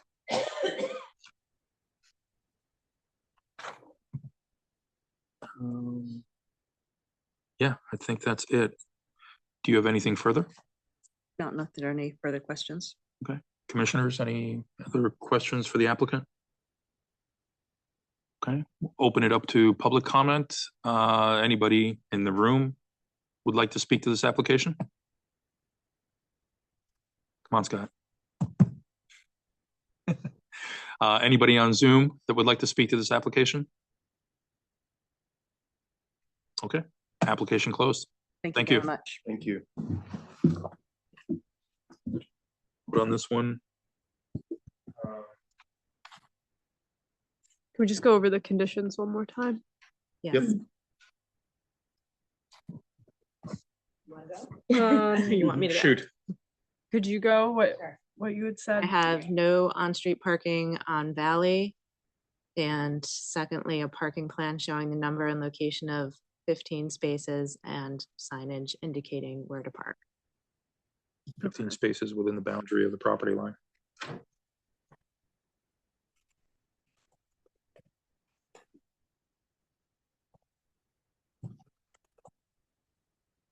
And so just on Valley Road for the no on-street parking? Yeah, are we okay with Benedict Hill the way? But so in that use, would they get like a special event use permit The park on Benedict Hill?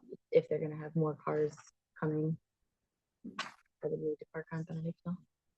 That's true. We were trying to control the event size by the parking. And the Benedict Hill kind of gives them an out for The one-off, the 2 off, like 2 a year. For a events. limited amount. Right. And it ends up unparkable at a certain point, so. Right. So then there is still the option to have a little bit of a bigger group, but with a special. permit. There's no permit for parking on Benedict Hill. No. They would just be doing that. Right. Yeah. Okay, got it. Yeah, I don't think we can control that aspect. Right. Okay. Commissioners, do I hear a motion? So sorry, are we capping event size at all, or No. so are we?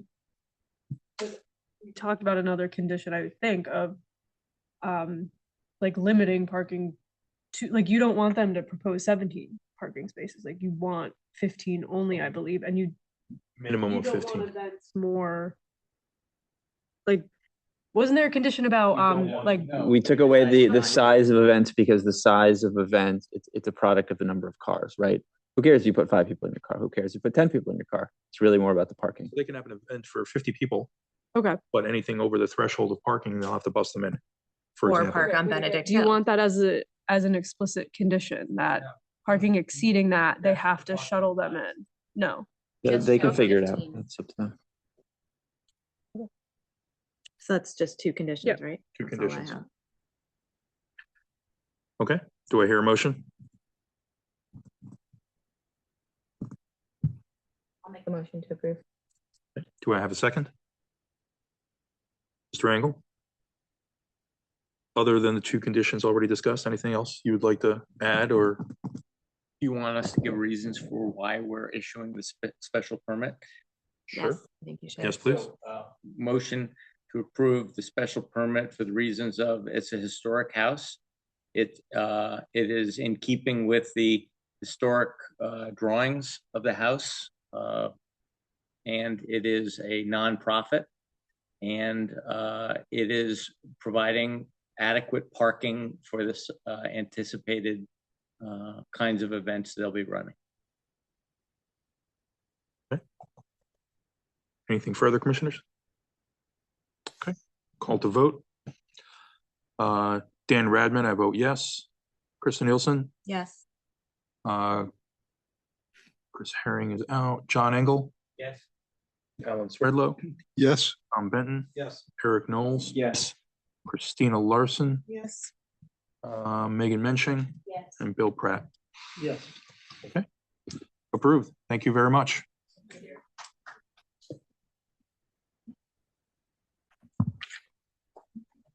Moving on, item 5.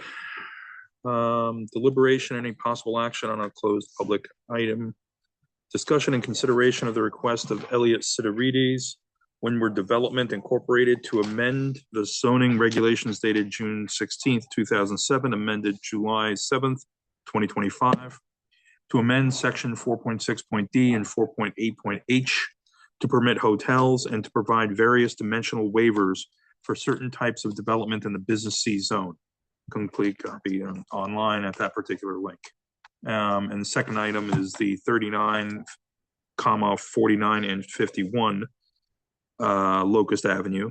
Upon application of Elliot Siderides, Windward Development Incorporated, authorized agent for Two Corners LLC, owner for a site plan and special permit approval pursuant to sections 4.6.d, 4.8.e, and 4.8.h to allow the construction of a hotel with accessory uses such as retail, office, and below-grade parking in the business C zone at 39 Locust Avenue, map T, block 73, lot 724, and 49-51 Locust Avenue, map T, block 73, lot 723. So we've heard from this applicant multiple times. We closed the hearing at the last session. They did their final presentation. Any further questions and deliberation on this particular application, Commissioner?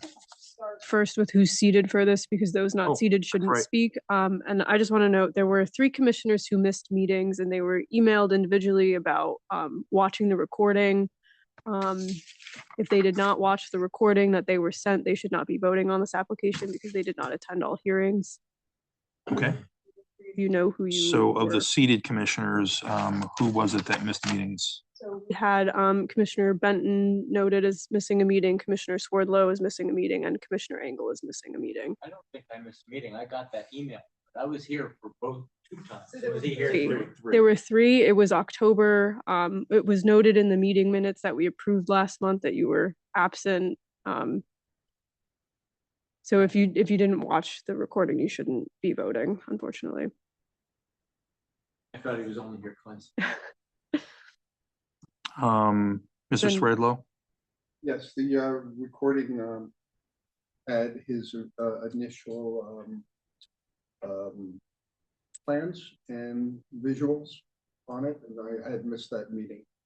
Did you watch the video? I did. I had seen them now in Okay. full. And Mr. Benton? Yes, I watched it shortly after it was released, around the 10th. Okay. So is Engel recused? Yep. Are you, John, you're recusing yourself? I Okay. don't know if that's the right word. So we have 2 slots to Not fill. voting. Sorry? So Krista was just clarifying, if he's recused or. Yep. So we have 2 slots to fill. Christina Larson, were you here for all of the meetings? Okay. And Megan Menching for all of these. Okay, so 2 of you can be seated for this final deliberation. Okay. Commissioners, discussion. Mr. Chairman, I was looking at I'm referencing the document that was shared by Ms. Carey and her staff on special permit approval with conditions. I want to just mention this, since this is the document we'll need to approve, assuming we make the text change. The text change Want then? to start with that? Since that has to be Okay. voted on first. Start with the text change. Okay, for the text change, I am okay with the text change as is, as presented on text amendment approval resolution. So I'm okay with that. Others may have different views. On the special permit, there were some conditions of potential. I would suggest that the number 1 and number 3 should be included. I thought the argument number 2 is that they have to follow it anyway. It's no point in adding it. So, but number 1 and number 3, I think, should be added as suggested in the document. For the potential conditions. Yes, ma'am. Okay. 1 and 3. 2 happens no matter what. I don't see a reason to repeat it. As you suggested, I thought it was a reasonable suggestion. Or is the language in the draft text amendment resolution the same as what was in your planner's memo from November 18th, I think? I don't believe I had resolution language in the November. Resolution language, but you made a version of the Oh, text. yes, sorry, yes, the text It's is the just a same. It was copy and pasted, yeah. Yeah, I know I had a number of comments on the text. I have no comments on the text now. I think it's in a good place, and it's good that we are looking forward to thinking about a new use and the safeguards around it. So.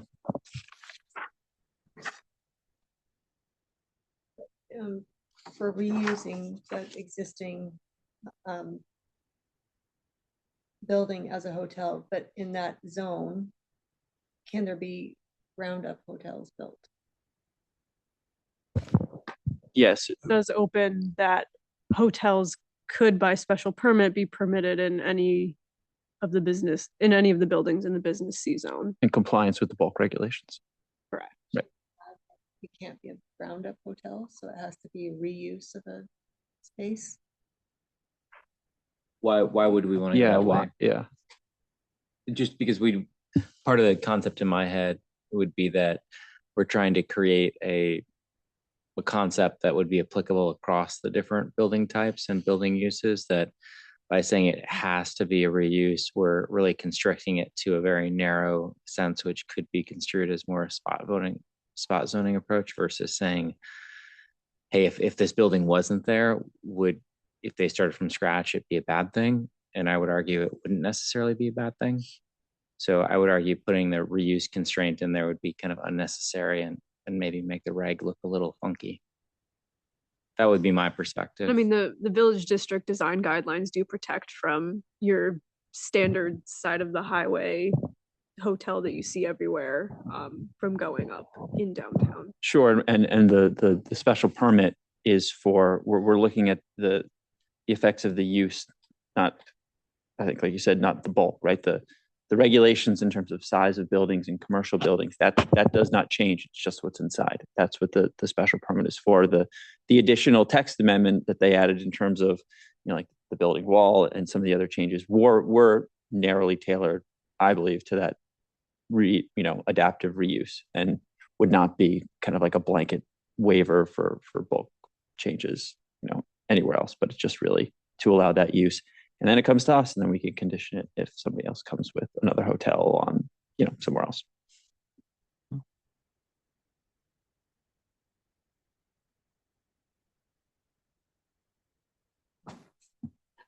Anything further on the text, commissioners?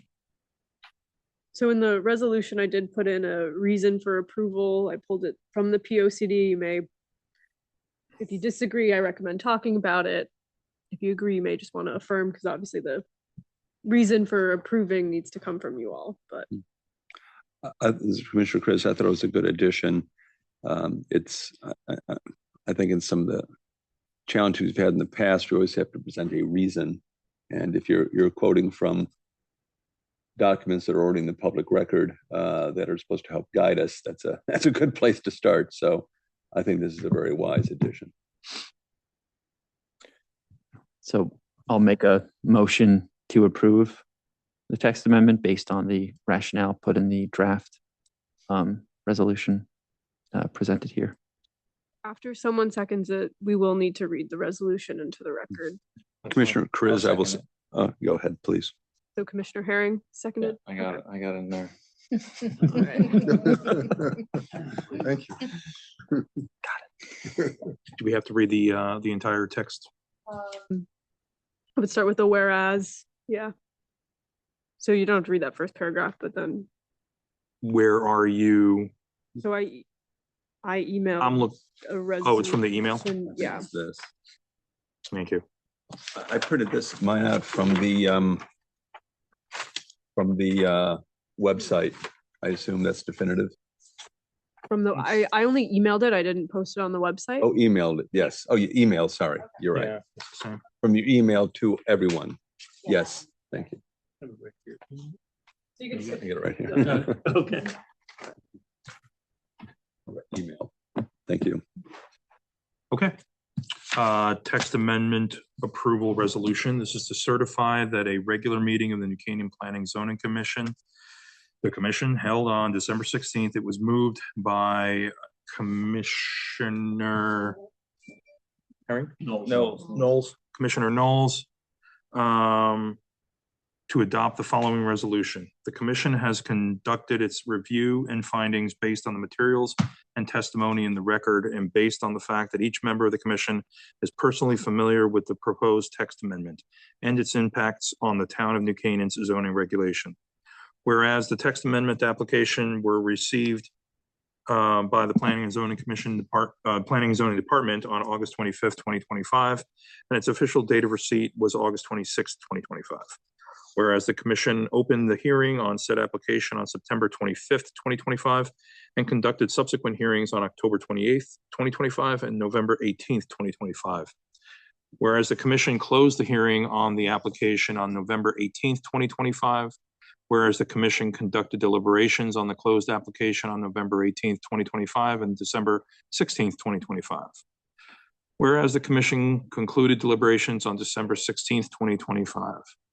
Whereas the commission found that the proposed text amendment to sections 4.6.d with the changes described below is consistent with the 2024 Plan of Conservation and Development, specifically action 2.1.1.b, which recommends that the commission review and update the zoning regulations, dimensional and bulk standards to ensure that each district is utilizing the appropriate minimum and maximum requirements for its intended purposes. Whereas the commission adopts the following amendment to section 4.6.d, permitted uses via special permit in the business C zone effective December 22nd, 2025. Number 4, hotels. When such use is located in an existing structure and is part of an adaptive reuse project, the following dimensional exceptions may be utilized with the special permit approval, so long as the commission makes the affirmative findings found in subsection 4.6.d.4.e. B, an existing structure may be expanded and exceed 2.5 stories with a maximum total building height of 55 feet. C, an existing non-conforming wall that exceeds the maximum length of continuous building wall of 80 feet may further increase its length if 1, the extension does not front a public street. 2, the extension is limited to a portion of the structure that is 1 story. 3, the extension contains an offset of at least 2 feet. 4, the extension is substantially concealed with landscaping elements. And 5, the extension length is no more than 30% of the existing building wall length. D, a new building story may be constructed with a continuous building wall length that exceeds 80 feet, so long as the length of the continuous building wall does not exceed, well, it says do not exceed, should be does not exceed, right? 80 feet, so long as the length of the continuous building wall does not exceed those of the existing floor directly below. And E, the dimensional exceptions as described in section 4.6.d.4 B through D shall be granted special permit approval if the commission makes an affirmative findings that the development satisfies one of the following, or satisfies the following: incorporates or consolidates two or more parcels into a meaningful master plan. 2, demonstrates an excellence in design that enhances the pedestrian experience and overall streetscape, such as avoiding driveways and interrupting the sidewalk. 3, provides meaningful design solutions to properties with unique site constraints or features, such as topography, size, shape, location, presence of a water table, etc. 4, provides other meaningful public amenities. 5, helps provide additional forms of lodging that addresses the needs of the town. And 6, due to the location and or design of the proposed structure or its use, the total dimensions of existing neighboring structures or proposed setbacks, no neighboring property will be adversely affected by such structure. Need a glass of water. Okay. Call to vote. Dan Radman, I vote yes. Krista Nielsen, Yes. John Chris, Yes. Chris Herring, Yes. Alan Swerdlow, Yes. Tom Benton, Yes. Eric Knowles, Yes. Christina Larson, Yes. Megan Mensching. Yes. It's approved. Okay. Part 2.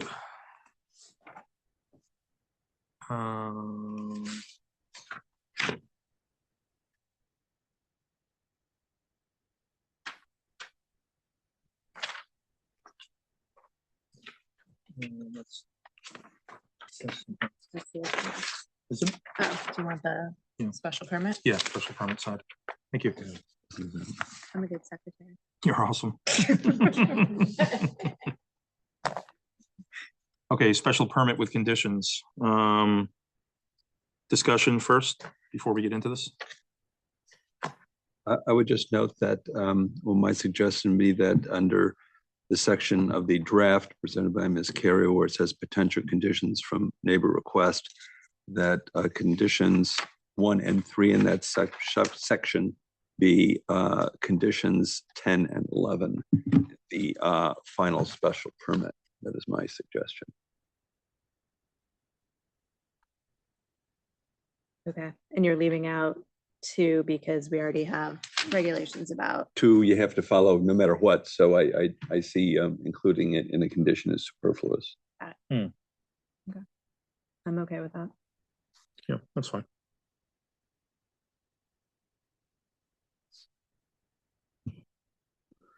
Be happy to make a motion, Mr. Chairman. Well, I just want to say one thing on the record, because I know these guys are, I hope they're watching, and that this, a hotel, we've heard a lot of things from a lot of neighbors about this type of use. And I think overall it's a great project and something that there's obviously a need for. But, hotels in certain towns can be, landmarks in some respects. So, for them, and there were a number of comments on, is it going to be flagged? How's this going to look? What type of operation they're going to have? And while that's a bit kind of out of our purview, I urge the applicant to be, as a developer, a good steward of this location, because it's kind of going to be a central focal point, I think, for people who are coming in for the various host of reasons. So, we pushed them pretty hard in a number of ways during this whole application. So, I'm in support of it, but I just, charge them with, doing a good job here and kind of keeping the right sort of tenor in their design and their operation of the facility. So, but I support it and hope it succeeds. Thank you. Anything further, commissioners? I did have, maybe this is out of sequence, Dan, but did that slice of land get resolved? Oh, I don't know. Did it? No, it's not resolved. It was not going to be resolved before you all voted. So as you'll note, condition 2 addresses that. Where essentially you're approving both options, option A and B, because option A, which has the retail on Cherry, you can't technically approve that right now because they don't have that extra space for the FAR. So that's where it stands. I believe they're still moving forward with it, but I think the sentiment of the commission was they didn't want the project to not receive approval over this small strip of land. Okay, but I think what my interpretation of the circumstance was that from a sequence perspective, we would approve both proposals. Correct. The one with and without the retail. And it seemed that the developer was keen to add the retail if the that land swap transpired. Correct. Yeah. Okay. So that's Come back, or Number the two. town would come back before us with a 824 referral? It's an 824 to sell the land to To- them. which number 2. Where are they with that discussion? I think at this point they were in a holding pattern because they wanted to be able to go to the next board, because I think it has to go through town council, potentially Yes. board of selectmen. They wanted to be able to say, okay, we have planning and zoning commission approval for it. So I think they were waiting for that. And I don't know, because now we're getting into budget season, so it may honestly get pushed until March, depending on what town council and whatnot. Okay. Town council decision. Be nice to help them along because I wouldn't want to see it developed in the non-preferred way. I assume construction's going to take over a year, and I mean, realistically, they could get a building permit and that could be added in Yeah, they can do that later. as an amendment. So Okay, you don't I think don't think it's that would okay. slow it down that much. Thank you. Okay. Are we happen to make a motion? Yeah. That's all right. Any further comments, anyone? Well, I'm sorry, I was just looking at the construction standards and the updates here. Was there anything that you wanted to add in terms of versus your feedback that most of this stuff is already covered by? I think those were the optional 3 items she put at the end of the. I guess just for the record, myself and the town attorney, we went through the document that the neighbors submitted on the last night of the public hearing. We went through it extensively about what is appropriate for the Planning and Zoning Commission and the zoning enforcement officer to enforce. And the 3 conditions I provided for you were the only 3 that we thought were appropriate to, impose on this condition that could be enforced by zoning. I'll make a move. Mr. Chairman, I move that the special permit for the proposed hotel be approved by the commission along the lines provided in the draft provided by Ms. Carey and her staff with 2 changes. The potential condition number 1 and potential condition number 3 would be included as conditions as condition 10 and 11 in the final special permit. Okay. That is my motion.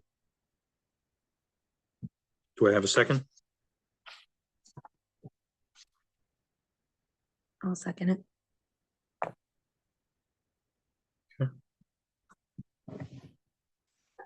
Okay, let's start the read. So if we're, So you, but if we're in, you could skip down to the last whereas, you don't have to read all the dates again.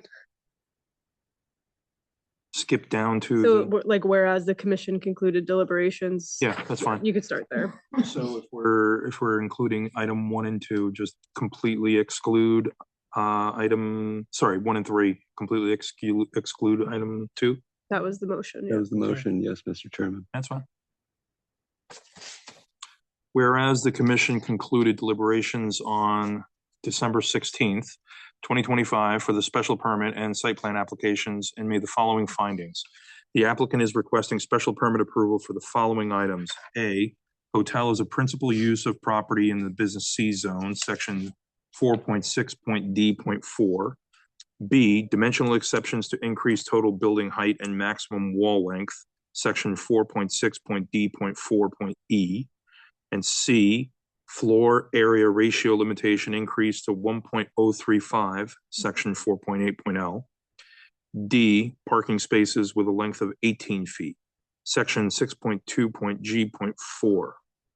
Item 2, 39 Locust Avenue and 49-51 Locust Avenue, the subject properties contain non-conforming structures with respect to building height and maximum wall length. These structures were legally constructed under different dimensional standards in 1982 and 1973, respectively. Number 3, 39 Locust Avenue is a vacant office building that previously housed the New Canaan Board of Ed and the New Canaan Police Department. It currently hosts various cellular antenna on its rooftop, which are expected to remain in place. Number 4, 49-51 Locust Avenue is an occupied office building with multiple tenants and a 2-level parking structure. The commission finds that, item 5, the commission finds that there is currently a lack of available overnight lodging options for visitors within the town of New Canaan. Item 6, the commission finds that the application to convert the existing office buildings into a hotel with various accessory uses is consistent with the purposes of the regulations as outlined in section 1.2 and consistent with the applicable recommendations of the 2020-24 Plan of Conservation and Development. In addition, the application meets the requirements and standards of the special permit criteria as outlined in section 8.2 of the regulations and is consistent with the requirements of the dimensional exceptions outlined in section 4.6.D.4.E.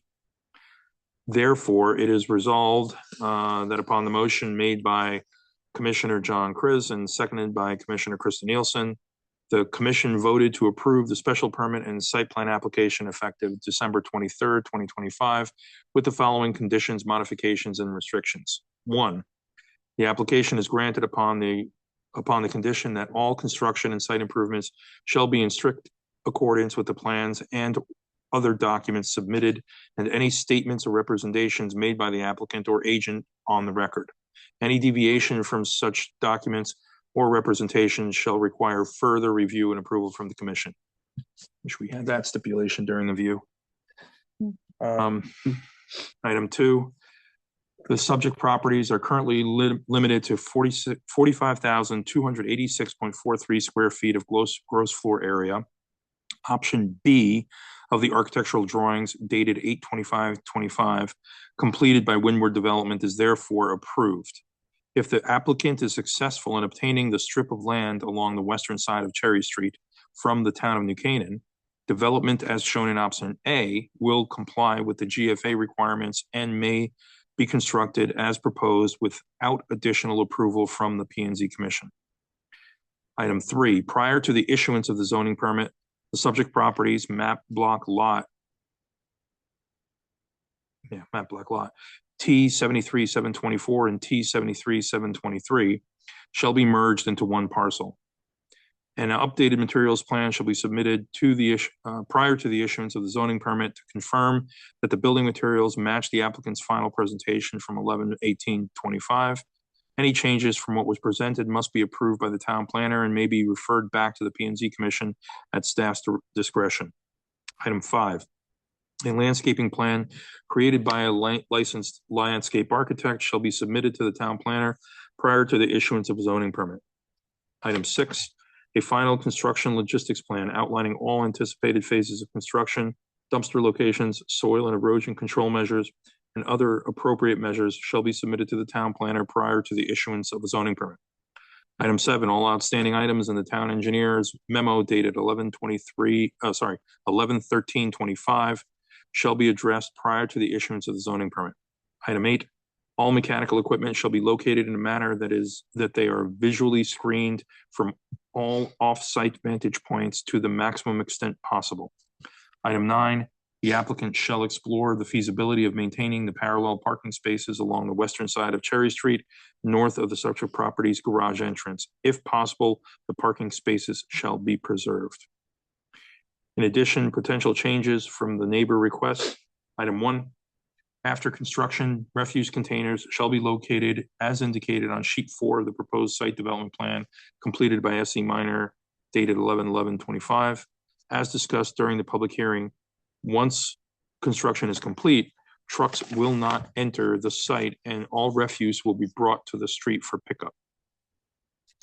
And then the new item 2, the outdoor green space behind 39 Locust Avenue structure shall be used solely for passive recreation for patrons of the development.